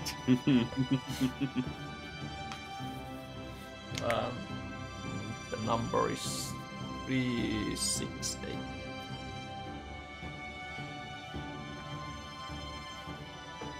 You arrive at the location near Teshun's wall, where you agree to meet with Ranguri and Hadja, the red-necked wallaby racer, and Aldebra giant tortoise trainer duo. Their training doesn't look like it's going well. Hadja shakes his head while Ranguri sits on the ground, looking miserable. Nearby, a bunch of mercenaries laugh while pointing at him, an ocelot cackling the loudest. Asking what's going on, you hear Ranguri took a bad stumble and lost his confidence, and also his lucky sock. Winners don't rely on luck, Hadja declares, nor do they pay any mind to cheering. You youngsters need to learn that. Ranguri isn't in a learning mood, however. He looks close to tears. Oh no. I don't have a partner and no compares. I'm alone. Oh Lone no. Ranger. Oh, okay. So I can intimate the mercenaries to stop messing up with Ranguri's emotions. Or I can search for Ranguri's lucky sock.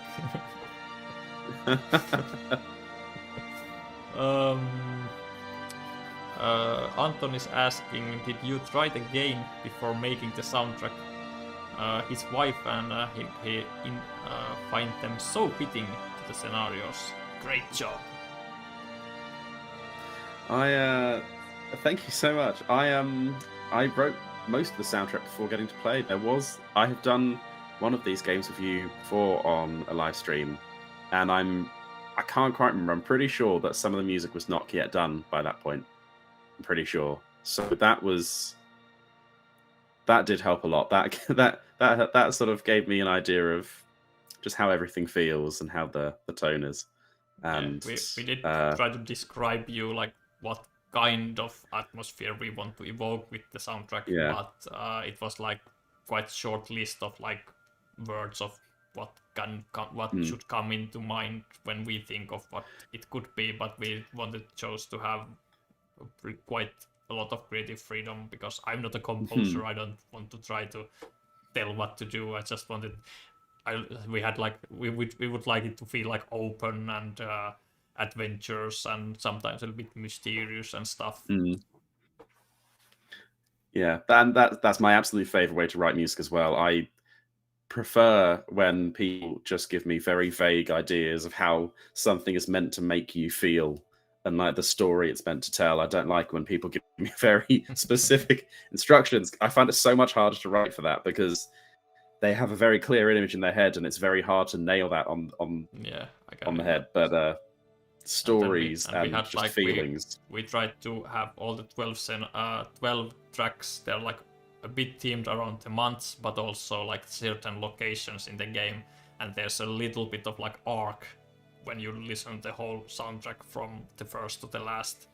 That it's a little bit of build-up and mystery and a bit cheerful and explosions and all kinds of stuff on different months when you listen to the soundtrack.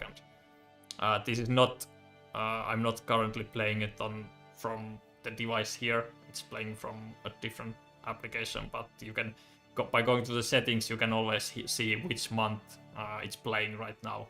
Currently I can actually check. Currently it's playing February, so it is showing the month, but it's not playing at this exact spot. It just happens to be in sync. But yeah, it's the February Halls of Wonder, a convention center in Arianstum. So like that was, we had some we wanted to sound like cooperative and exposition and a lot of different folks coming together and all stuff like that, and then we just go ahead and do something. And then he usually made a shorter piece and then we gave feedback on that, and then you made it a full 10-minute crazy long 10-minute track. Anton asks how long did it take to make one, I guess one track. So there's 2 hours in total, about 10 minutes per track. Yeah. Oh, it takes quite a while. If you think about it, most film soundtracks that get released are about an hour long. So the whole thing together it's a bit like making 2 films worth of music. So there's a lot going on. Each individual track, sometimes it does also depend because there's a lot of it that comes down to sort of what ideas are flying off of the shelves and just like hitting me in the head. And sometimes things take a bit longer, but it could take anywhere from, say, a week to 2 weeks, 3 weeks. Some things take a lot longer than others. I possibly managed to write one of them in about 3 days because it just was making a lot of sense to me somehow. And I think it didn't help that we wanted, like you made a few versions, first test versions for one track, 10 minutes each, or like they were not 10 minutes, but the samples of how repetitive the tracks were, and we wanted them to be quite varied, that if you're listening 10 minutes, it doesn't feel like you're listening actually 2 minutes on a loop, but we want you that each track in themselves has a build-up and whatever terms you want to use to describe music, but it's not 1 minute of stuff just on a loop, but there's actually different parts and interesting things to listen in each of the individual tracks, and I bet that was not a thing that made the thing go faster. No, it's my favorite type of doing music, so I was extremely happy to do it. But yeah, it's quite a long thing to create 10 minutes of music that feels like it's not going on for too long, but also feels like it is different and feels like it is not just repeating the same thing over and over again. But still also feels like one track and not like 5 tracks. Yeah. So it was, should have a common theme, but still variety in it. So many restrictions. But we had like nearly no like feedback when you had done the soundtrack and gave us after the short tracks. We just said, "Oh, that sounds good. Just go with it." And then you did the full ones, and there were like some tracks we had like no feedback at all, like it was perfect, we loved it, and for some we just asked, can you make this tiny tweak that we think that might make it a little bit better. And even still I'm like I'm asking you to do something that I don't have much skill, so it's even hard for me to articulate like what do I actually even want, and then I would have to parse through my feedback because I don't know the terminology, so I'm just can you maybe this is a bit too loud, this one part with this specific sound on this spot on the soundtrack, I don't know what to call it, but can you do something about it? Terminology is overrated. You're absolutely fine. Anton asking, did you have experience of similar music projects? Well, it's the first board game I've written for. Yeah, there's not too many of those with soundtrack. No. 2 hours. No, but so I've written quite a lot of music for. This is going to be quite a departure, but for amateur theatre. I write. This is also another weird thing. I also in my spare time I write musical pantomimes, which is, for anyone who doesn't know what pantomime is a very strange camp type of play where it's usually just about the goodies and the baddies and good triumphing over evil, and it's all a bit silly and a bit rude, but it's all a sort of a family show with a lot of more parent-style jokes hidden beneath the surface. But I love those in my spare time, and so I write sort of quite big musical orchestral scores for these kind of things. And so orchestras is the type of music I like to write. I like to write with lots of sweeping film-type cinematic scores. And it's, other than that, I play quite a lot of piano. But it sounds like that's a bit close, like to what we wanted with the game. Like we wanted to be grandiose and big, but at the same time sound quite open, as the game is like an open world. Like we didn't want it to be too restrictive. Like this is only one situation, but it leaves room for interpretation and stuff like that. So I think some of the things we also asked for you was like a little bit this, and they're like almost on the opposite side of the spectrum at some point. It is quite fun that my biggest, jobs are board games and pantomime theatre. It is I don't quite know what my niche is, but I'm making one.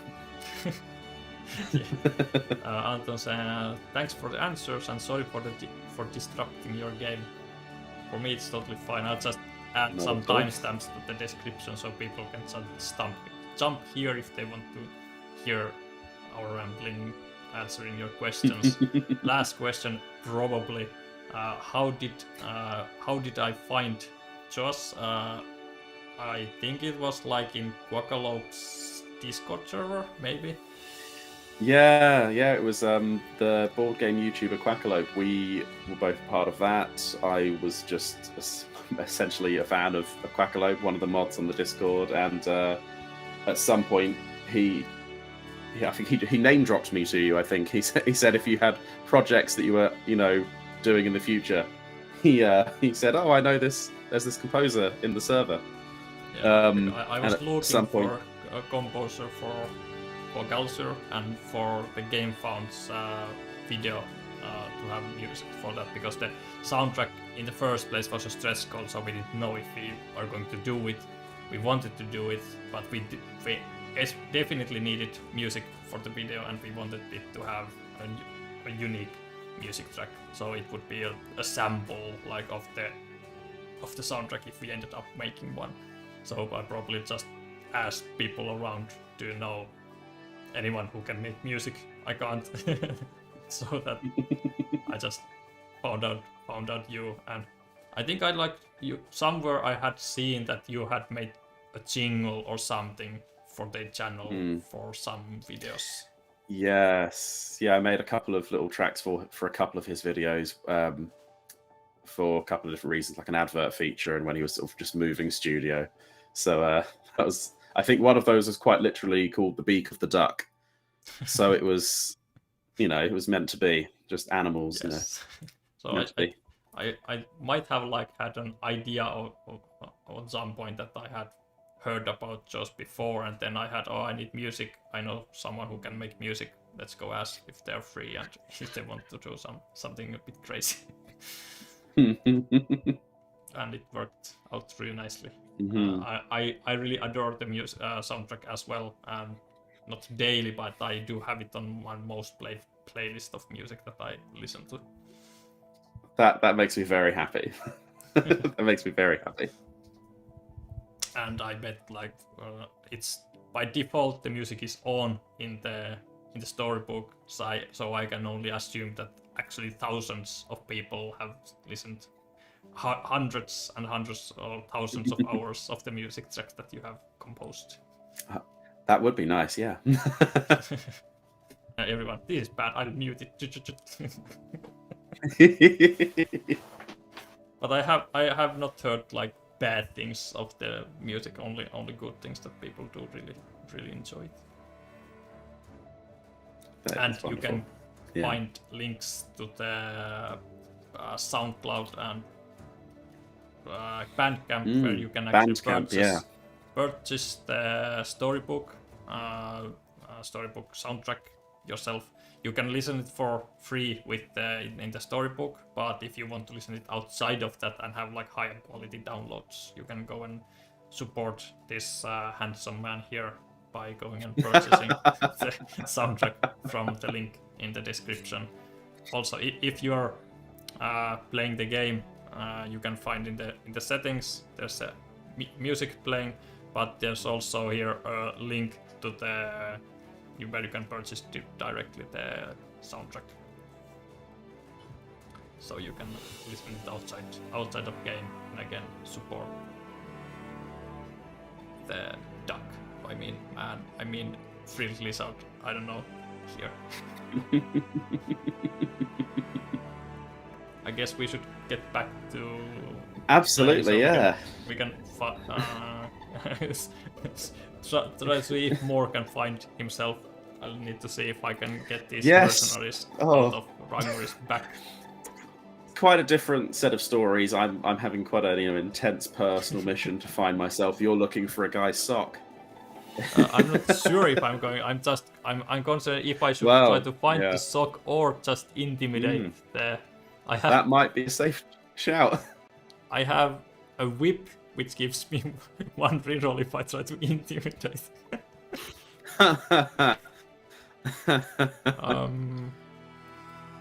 Both of these will unfortunately hasten my inner fire, so that's kind of unfortunate. But my adventures will help us if I try to search for the sock, and I do have to admit that it sounds pretty important to develop the sock. So I guess I'll try to search for it. Let's see if I can find this lucky sock. This I can use thievery one as well. And I should also use my power mind, not have wasted it. Inner fire, 1 day closer.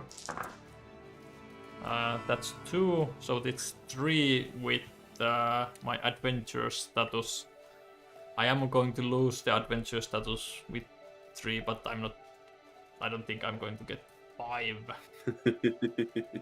I already tempted fate by not finding the turtle in the first place. So I want to find something. I'll find the sock. Yeah. Let's go with this. I did get 1 thievery, so we actually have to go here first. Shifting through the brushes, you realize you've moved behind the jeering mercenaries unnoticed. You could use this to your advantage to drive them off. Ah. Sneak close and scare the mercenaries, or just continue searching for the sock. My disguise kit helps with sneaking. I can like paint myself green or something with it. even though I am green already, so Even greener. Even yes, greener. Even greener. But I did say that I want to find the sock. Oh no, some weird stuff going on. Oh. What is why is blinking? Let's try to detach it and put it back.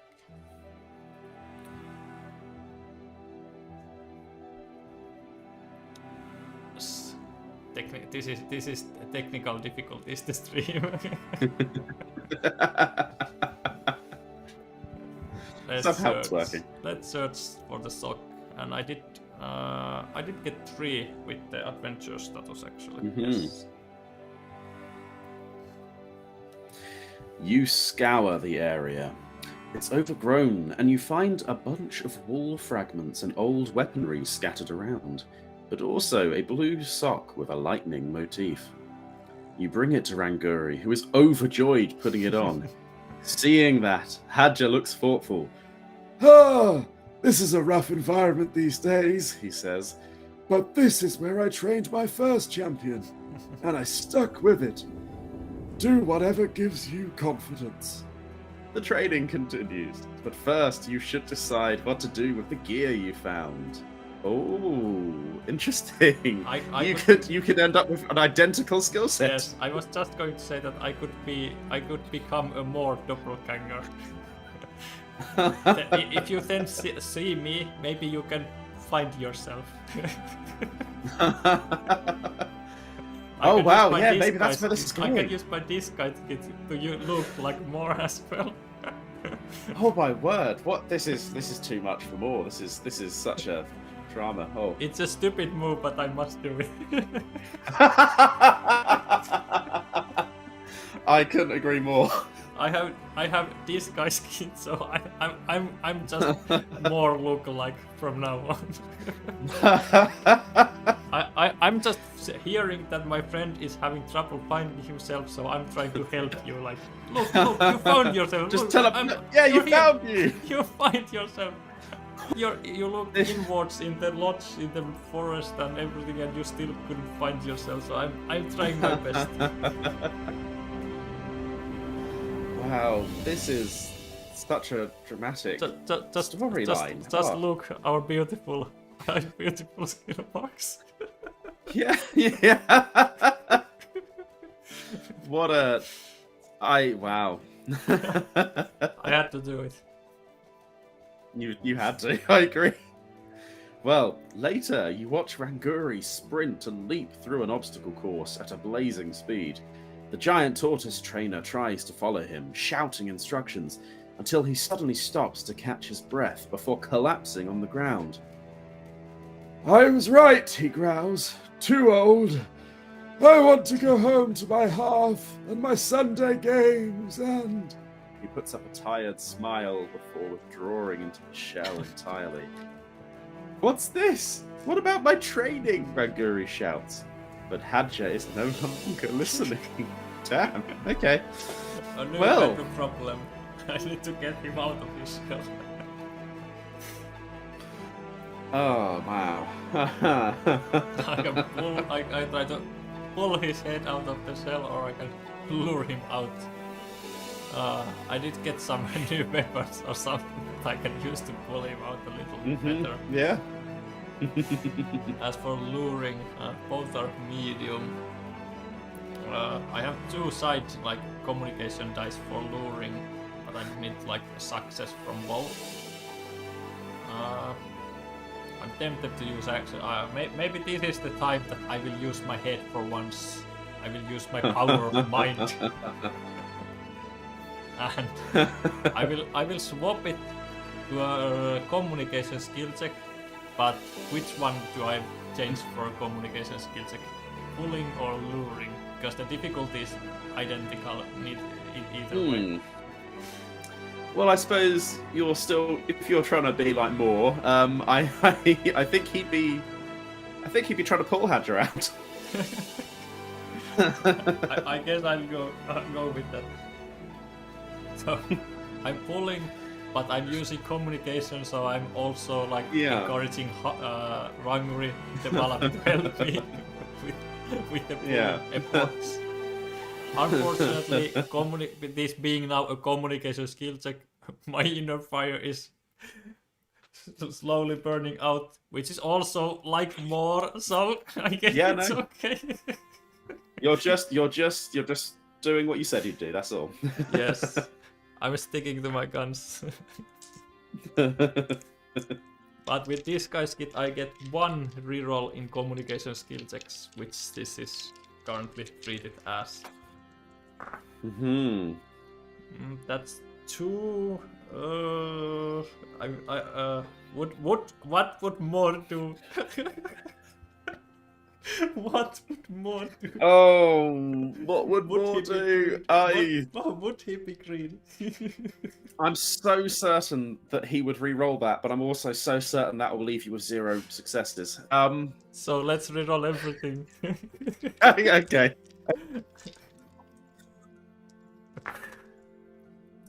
That's the same. So I can now use this guy's kit. I'll reroll this to see if I can get 2 more. I could not. No. I got 2. Oh, you struggle against the stubborn tortoise, who resists every attempt to extract him. But finally, you tire his defenses and pull Hadja's head out of his shell. Ranguri grabs his trainer by the chin. I don't care how slow you are, he shouts. You've already taught me lots. Finish what you started. Hadja stares silently for a while before standing up again. Right. Let's get back to our training. We'll leave the other stuff until after the race. Good work, everyone. Oh, Good work, everyone. Hadja says as you wrap up the day. Ranguri, you'll soon be ready for the rainbow race. Hey. And you adventurer, will be his co-racer. You have what it takes. He tells you to bring your bluest clothes before sending you on your way. Oh, wow. 2 prestige, I'm doing something, finally. Yes! I'm Oh my. as soon as I started to act like more, I got prestige as well. Yeah, you got 2 prestige just for trying to, be like more. everyone should be more like more. Yes. That's the slogan. More like more. That's what we want people to remember from this session, not like yes. Throw away the books and steal No, stuff no, and... be more like more. Yes, you see, I have already gotten rid of the thievery gear that I found. I no longer desire it. The sad thing is that everyone should be more like more, but more is struggling to be himself. Whatever that is. I hope I'm not making it worse. you see, who is that more? Am I more? Who even is more? So I might be making things worse as well. We can only hope. So I got the third part where I can join the race back in Sarevar. I'm now here. The balloon is going to move again. This time to Hesembi, but I don't think I have anything to do there. So maybe I'll finally stop flying around and use my legs for once, because my treasure might be there to locate. So I'll do that on my. We have 2 turns both left. Oh. So show me what you got, so I can try my best to imitate it on my turn. Yeah. Well, I struggled to find any sense of me in Yezdan, so I think I've got to start heading on to Chaba here and sort of slowly make my way to Sarawar. Just try and find myself. So you're not going to make it to Sarevar this game with two turns. So maybe you can end your round to Hot Springs or to Market on your next turn. That might be deserved. Just well, I'll have to earn some money first. Just accept. Oh, that's true. Accept that the harsh reality that it's not easy. Yeah. Oh no. It's not Monday, but you are in a forest. That doesn't really matter in this case. It's always 310. So let's head to the storybook and find 310. What a picturesque day it has been. No worries under the sun. More might beg to differ. That peace is broken by a bizarre scene of 2 unconscious folk on the side of the road. A lynx and a polecat. In strange poses, both are covered in marks of aggression. Should you wake them up and ask what for an explanation of the prior events? Oh dear. You are not carrying anything with a strong aroma. No. You can choose to wake up the lynx, the polecat, or leave them lying there. Huh. Well, this is interesting. I'm slightly worried to find out what's been going on, but let's go for someone. For some reason, my heart's drawn to the polecat. Here's For some reason. Of some lynx, and here's an image of a polecat, not the polecat, but which one did you say you wanted to wake up? I think the polecat, for some reason. Curious to know what took place here, you approach the polecat. Giving him a delicate shake, he comes to his senses, complaining about his head hurting. Without provocation, he bounces on the lynx, giving her a few mighty hits straight into her noggin. After the polecat reveals a rope from his backpack and starts tying the lynx. Your queries about the situation fall on deaf ears. Oh dear. Should you fight the polecat or intimidate him to stop? I'm intimidating. I don't trust this. He just pulled a rope out of nowhere. My skipping rope isn't gonna really help me here. It's not going to cut it. No. Your drums do give you 2 rerolls on intimidation. Fine, you can Try and just get his attention. Hey! Hey. I'm pretty sure you used drums. You had drums in the earlier game where we were playing, and you were intimidating folk with it. I have a faint recollection of that. Of course. Huh. Not great. That's 0. So let's try again. Yeah, let's. That's a little bit That's better. what- That's 2. I guess. And with this, I've you can reroll 2 dice, 1 at a time. So I guess we start with the Yes. We start with that communication one. die. No. And we'll try that one again, I Yes, think. let's do some drumming again. Let's see Yes. if he gets intimidated with that. He does. Yeah. Wow, okay. That worked. 4+ with the drums. Wow. Doom and gloom, you demand the Polga to stop whatever he is currently doing. Your mandate is strong enough to suck the life out of the Polga, sending him back Wow. to dreamland. He like, Wow, I just stand there doing an executioner's drum roll just if you don't stop. with him taken care of, you turn to the lynx. You shake her until she wakes up in a small shock, unaware what just happened. Wow. The lynx thanks you for assisting her. My subordinate, Mundor, doesn't understand what's at stake. She grabs a pile of papers from the Polga's backpack and introduces herself as Lanitia. Gemset has crafted these attack plans in secrecy. I hope to prevent a war by delivering these to Rienstrom. She hands you something from the backpack as well. As thanks for your services. Now I must go. What did you just witness? So again, what?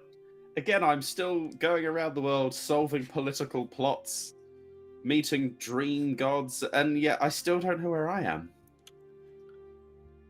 You got a pair of dumbbells. More training gear. Do you want more training gear? I like what I've got, to be honest. It gives me is it a fighting on skill? Oh yeah, so fighting I can roll up twice. Welcome to the stream, Sir Tekos. nice to see you. We have here more and we have another more. More.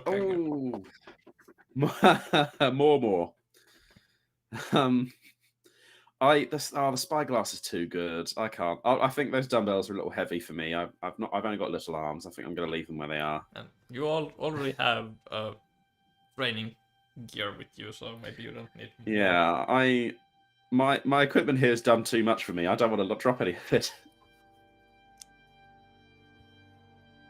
And then we take 184 from the library. Ooh. And we place it to the global save slot, so it will be activated in the next game, but not this one.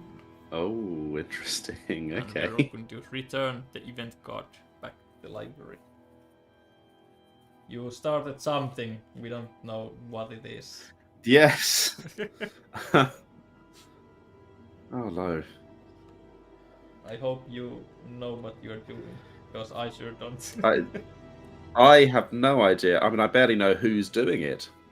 that's true.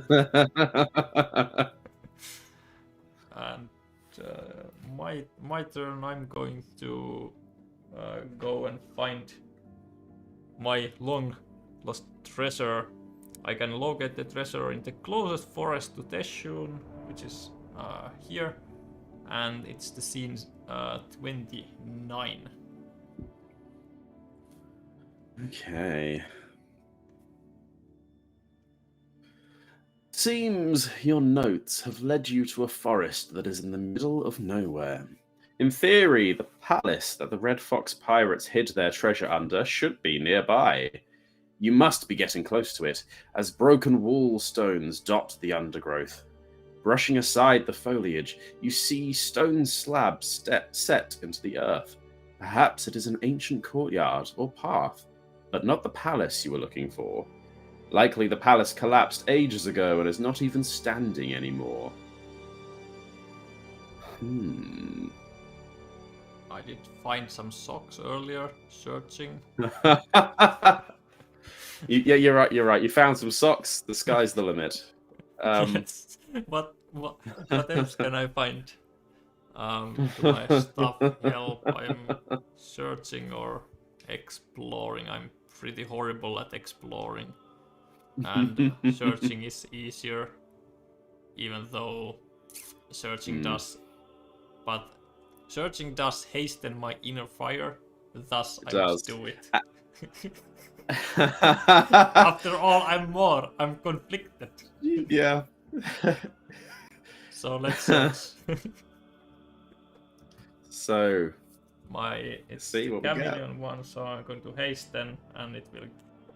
Yeah, I will get rid of it, and I will soon have conflicting thoughts on who I am anymore, which is only fitting. It's also easier. I don't need to change the dice because we're using just the same dice.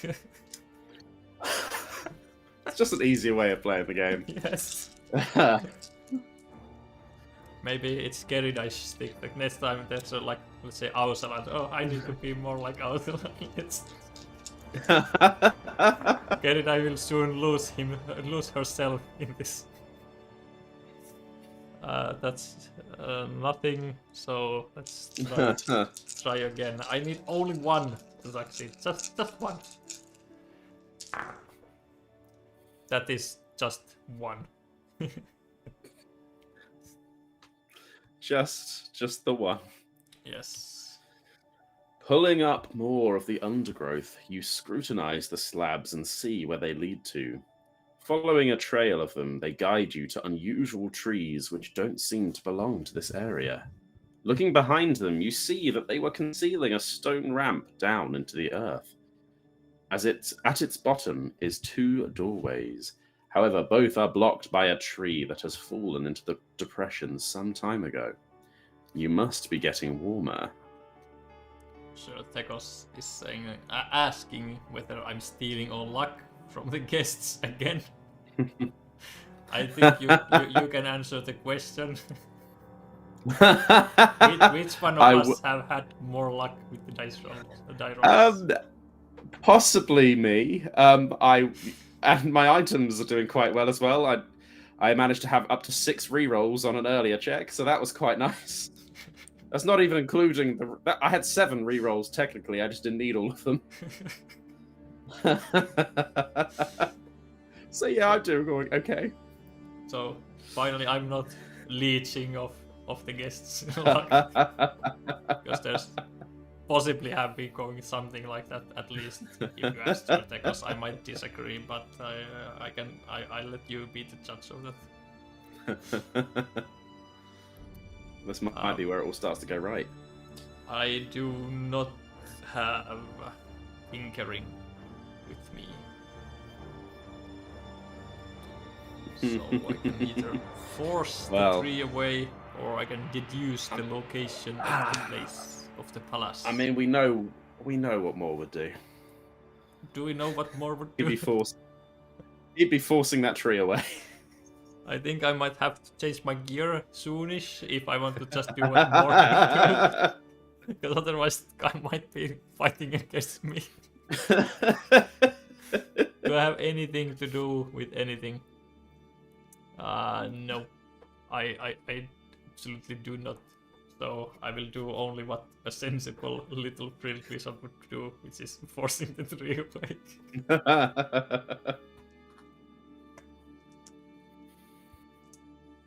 And it's medium, so I just need 2 from the orange die. Should be easy enough. Yes, should be easy enough. I'm happy with that. Yeah.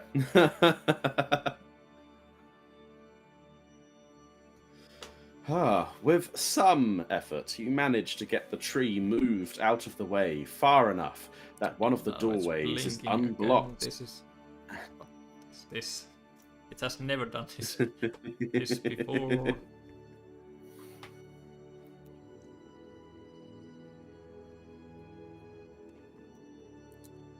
Let's see if this. Oh no.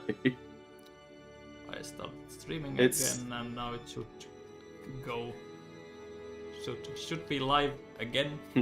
So my streaming software just crashed. As I said before, this is the stream of technical difficulties.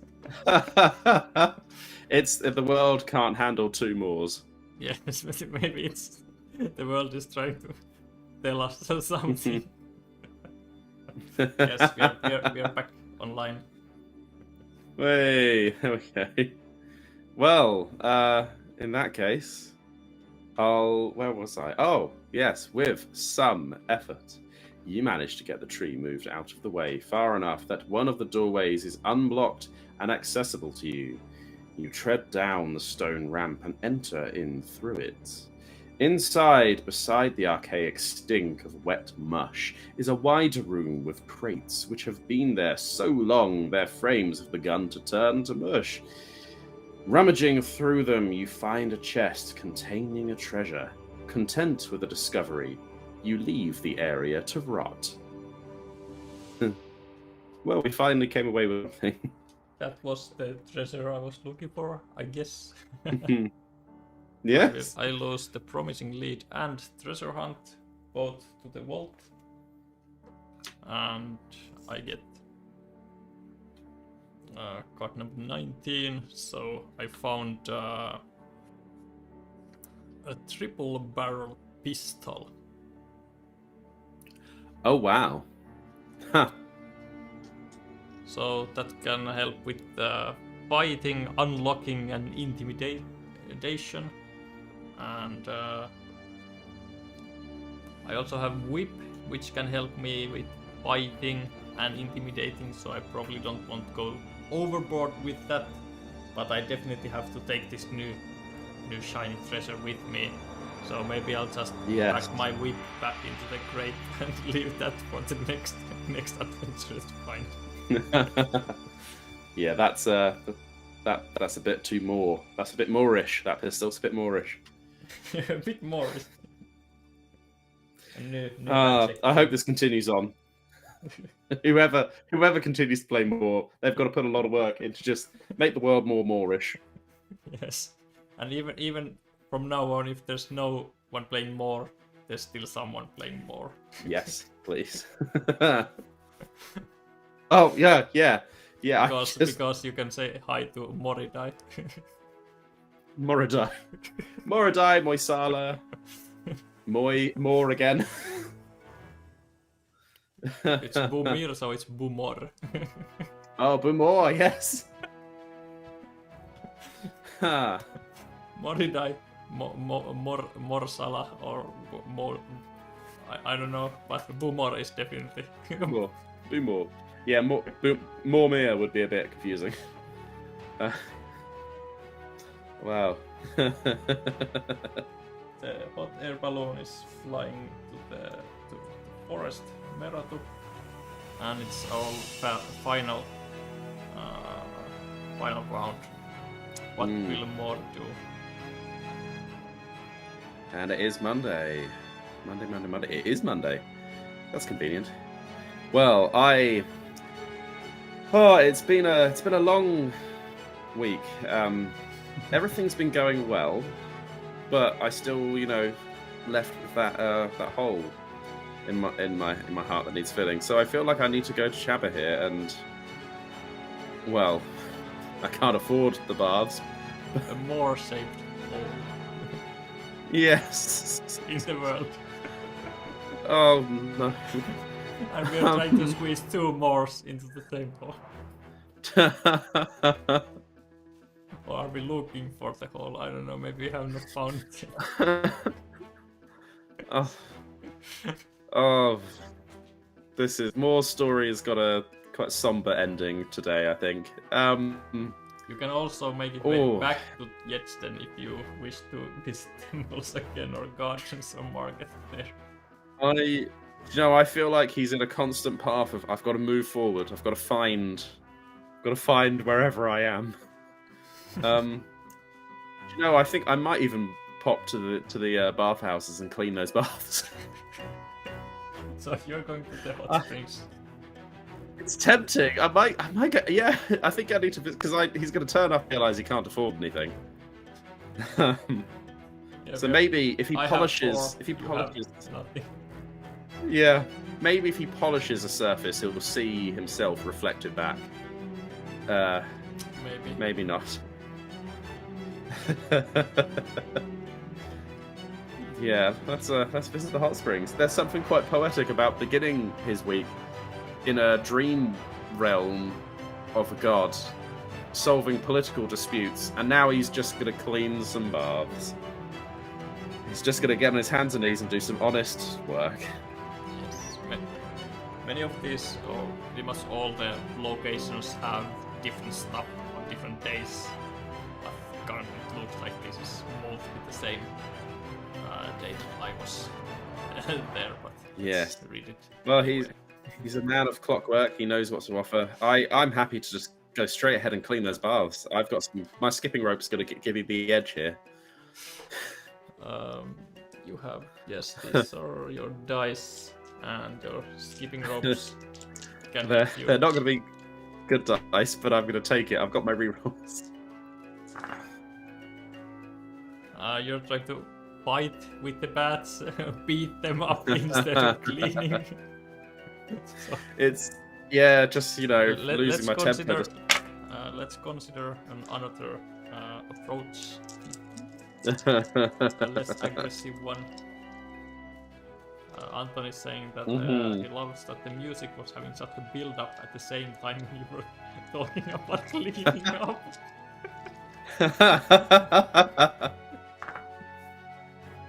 Alright, that's one, and then you can reroll 2 with your skipping rope. So yeah, let's take a quick break from cleaning just to clear my head, do some skips. let's see if it helps. Hmm. Unfortunately, it Oh, does not. okay. You're still trying to beat them up. I still just can't figure out who I am. Soon after you begin your task, you realize how much work it's going to be. Some of the pools reek so badly they make you feel sick. It's well past midnight when you're finally done with the job. You only get in a few hours of sleep before the inn's usual commotion resumes. Fortunately, Ranulf is happy with your result and pays you fairly. Well, at least I made some money for once. And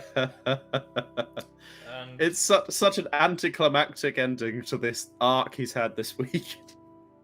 maybe it's fitting. You also get It is. You get 55, which is exhausted. Oh, Oh no, this is for more. such a confusing week he's had. You came to Japar to maybe relax a little, and this is the outcome of that.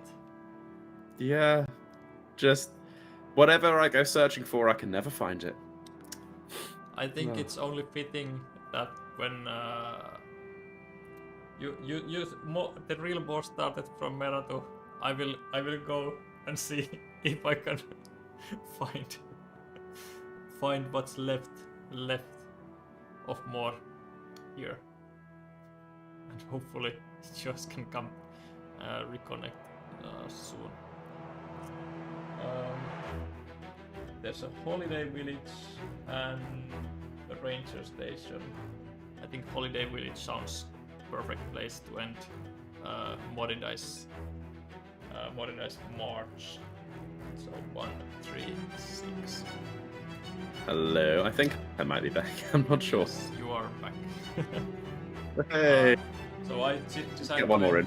end Modidice March in Merato by visiting the holiday village and seeing if I can find some rest, or maybe I can find what you lost in Merato yourself.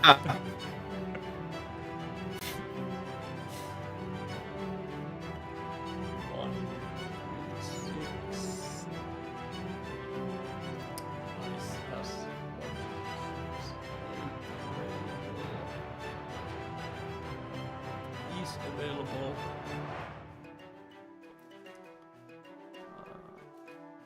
Not sure if he can come back. No, he will come back, but when? So maybe I will. Oh, Josh is coming back. Yes. Hey. I only checked that the library has a specific card, so you can take it from here.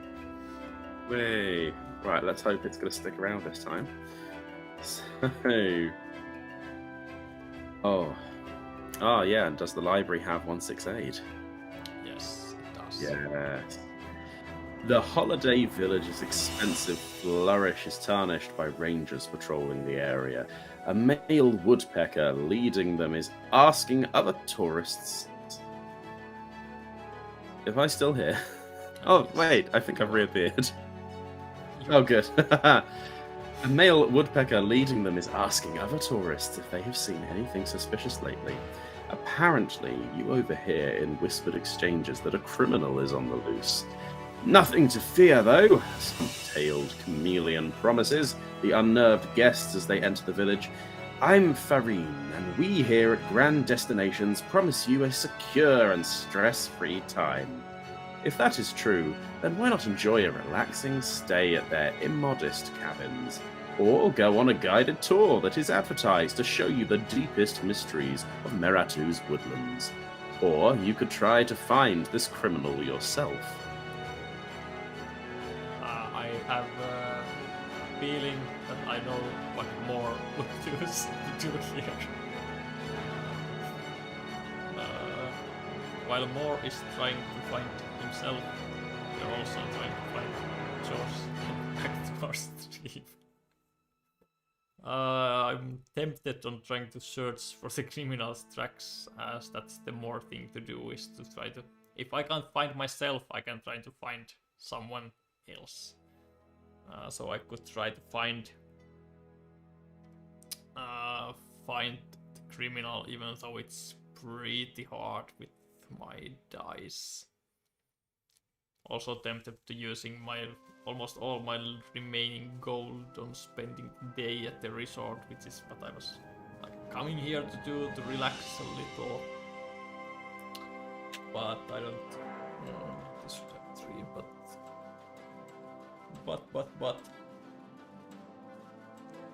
I think the more thing to do would be to search for the criminal's tracks, even though it's probably going to end up in failure. So let's try that.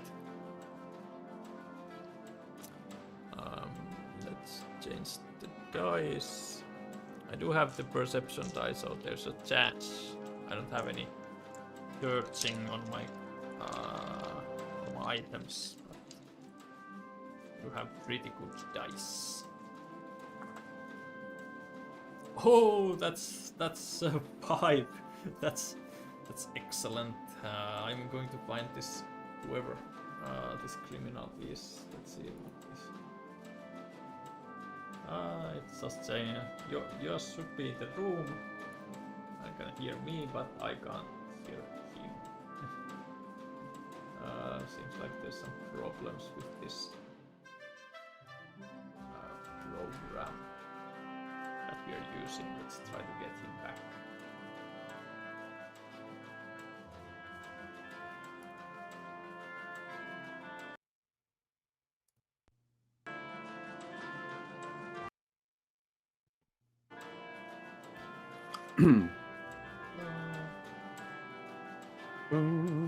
Not sure if I am audible yet or not.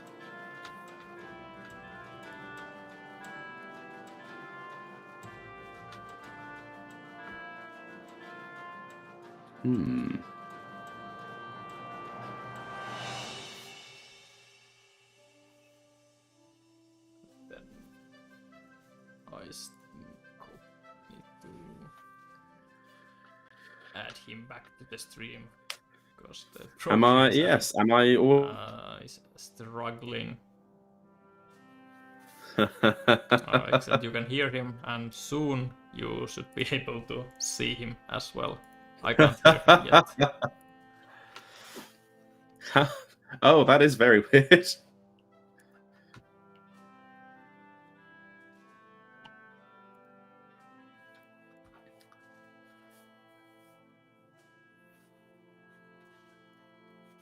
A bit unfortunate if we can't see him as well, and problematic as I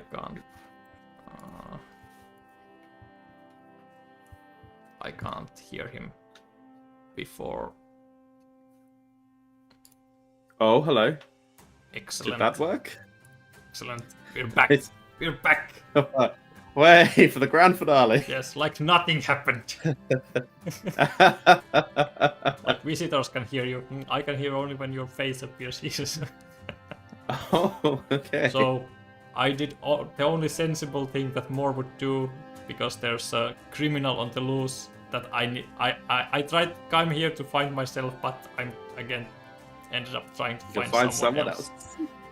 Even though it's highly unlikely that I succeeded it, I still tried, and this is the first roll. I did 5 successes. So wow, whoever very this Moorish is, of you.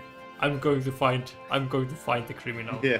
Maybe something that if maybe the criminal stole your identity and I can find it back.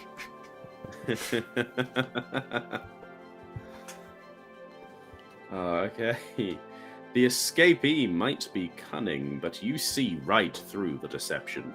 Disregarding the obvious fake footprints left around the edge of the forest, instead you follow the actual tracks which someone has tried to futilely cover. After following the tracks for a short while, you spot the rudimentary but effective tools used to cover them, hastily discarded in a hollowed-out stump. The escapee cannot be far now. You could gain some thievery, but that's not... Yeah, you can do it, it's up to you. I already got them in this game, and I already threw them away, so... I think it's fitting to end with the same skill mark, so I can't do it. I can't do it. As you walk into a small clearing, you spot a beaver hiding behind a tree on the other side. Unfortunately, she spots you at the same time, jumps a little, and takes a few steps back while keeping her eyes trained on you. Ready to bolt and disappear into the woods at any moment, she looks ragged, but clearly won't be taken in easily. You figure you could also try to help her, but either way, pulling this off by yourself could be difficult, not to mention risky. The safer option would be to alert the rangers and call it a day. Ooh. Anton is saying that even your internet is exhausted. It's been a long day for us both. Here's an illustration of how your internet is feeling.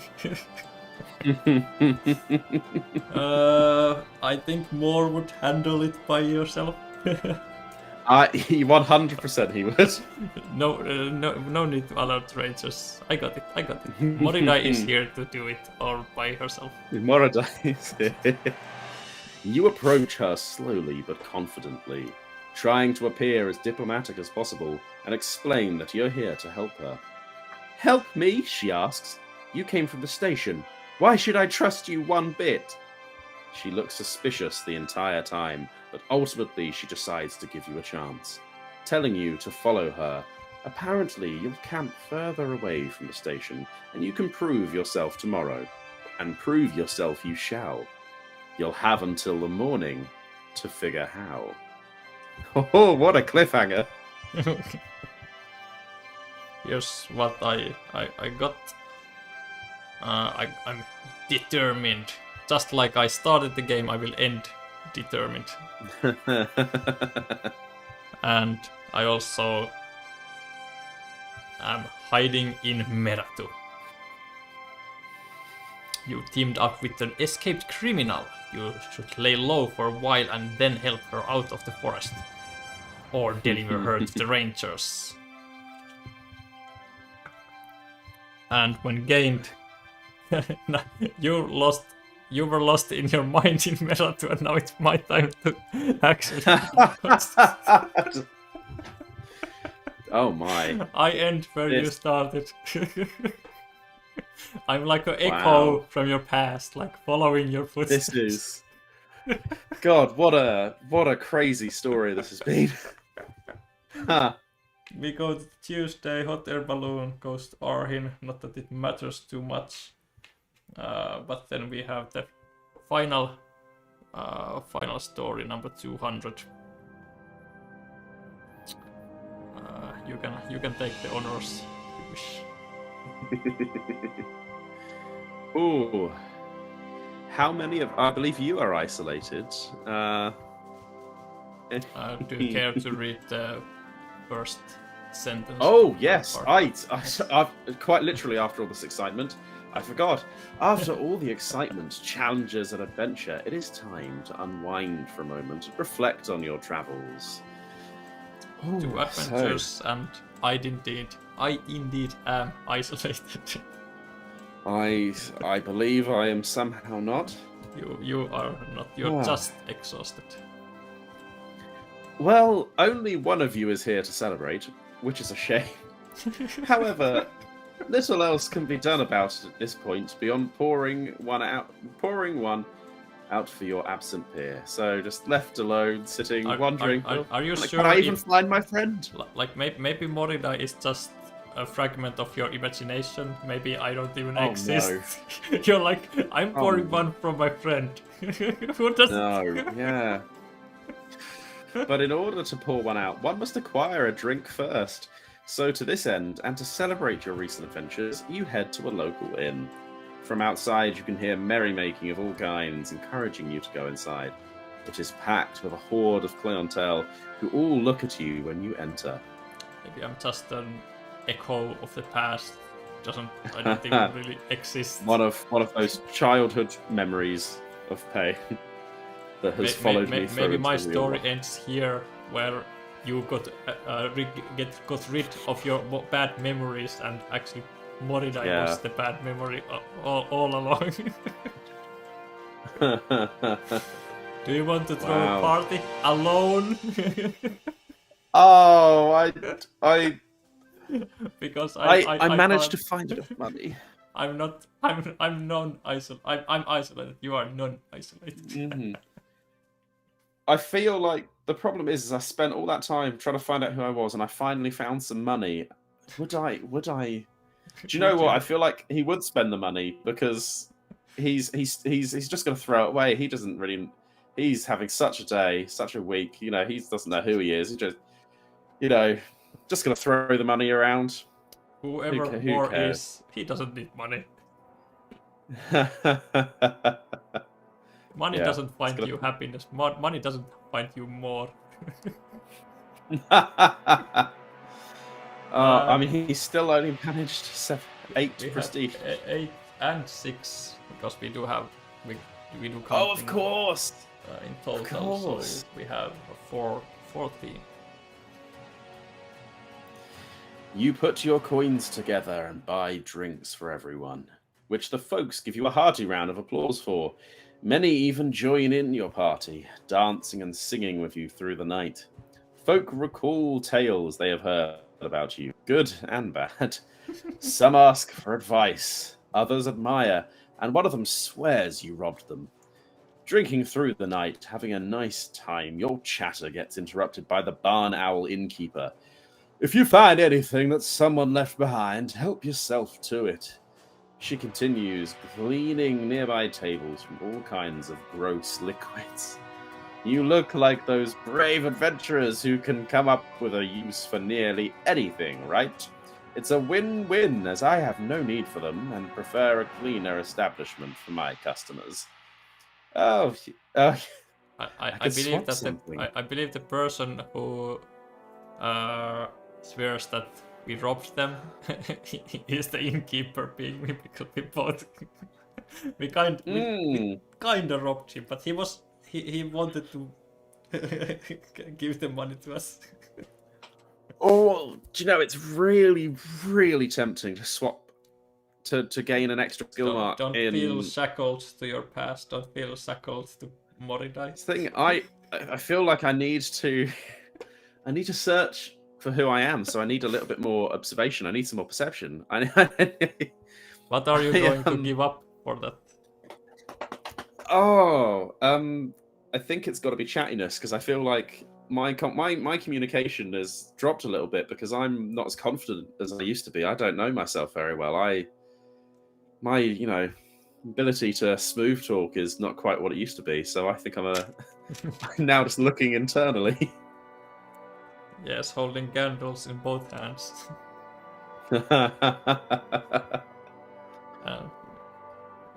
Moridai being the echo from the past that she is. Maybe she will make the similar change later.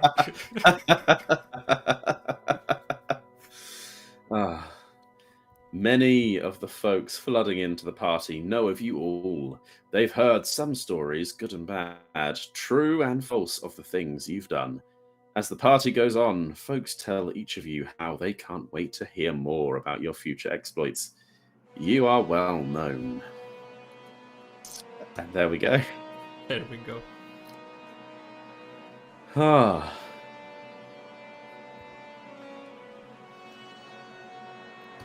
What journey? Well, yeah. What journey? My word. That was a drama and a half. I'm glad we struggled through even with all the technical difficulties. I am just very glad that I managed to be here at the end, although I'm sure I'll disconnect any second now. Yes, what a fitting end for our stream. That would be... That would be perfect. So, as a reminder, it's Joash Kari, the composer of the music of the game that you are listening right now, and you can find the link in the description if you want to support him directly by getting the soundtrack for yourself. You can listen it in the game, but you can purchase it separately to listen it outside of the game. Any closing thoughts from Mor? Well, he might be partying the night away, but really he's just, he's throwing money around, and still he's got a long journey ahead to find the real Mor. Don't we all have a long way to find Mor? Yeah. The world needs more. So Tekos says that, as usual, a fun stream for a great game with great music. Thank you. Yes, flattery works every time. Oh, 100%. We learned that from Mor. Yes. From the best. Closing thoughts, or are we ready to wrap up the stream? Oh, I think Mor is. I think he's done. He's ready to advance, find himself, others, and apparently save the world from political turmoil. I only hope the next time I get this out on my real table, it's going to be half as exciting. I hope so. It was a pleasure having you here for the second time, and for everyone else, I hope you enjoyed your time, and you can join back next month when we have again a different exciting guest who will join the stream and choose who they want to continue, if they wish to be like Mor or some adventure that is yet to be seen. So thank you for everyone for joining, and thank you, Josh, for entertaining us and for creating the great soundtrack the game has. Thank you so much for having me on. Thank you. Bye. Bye-bye.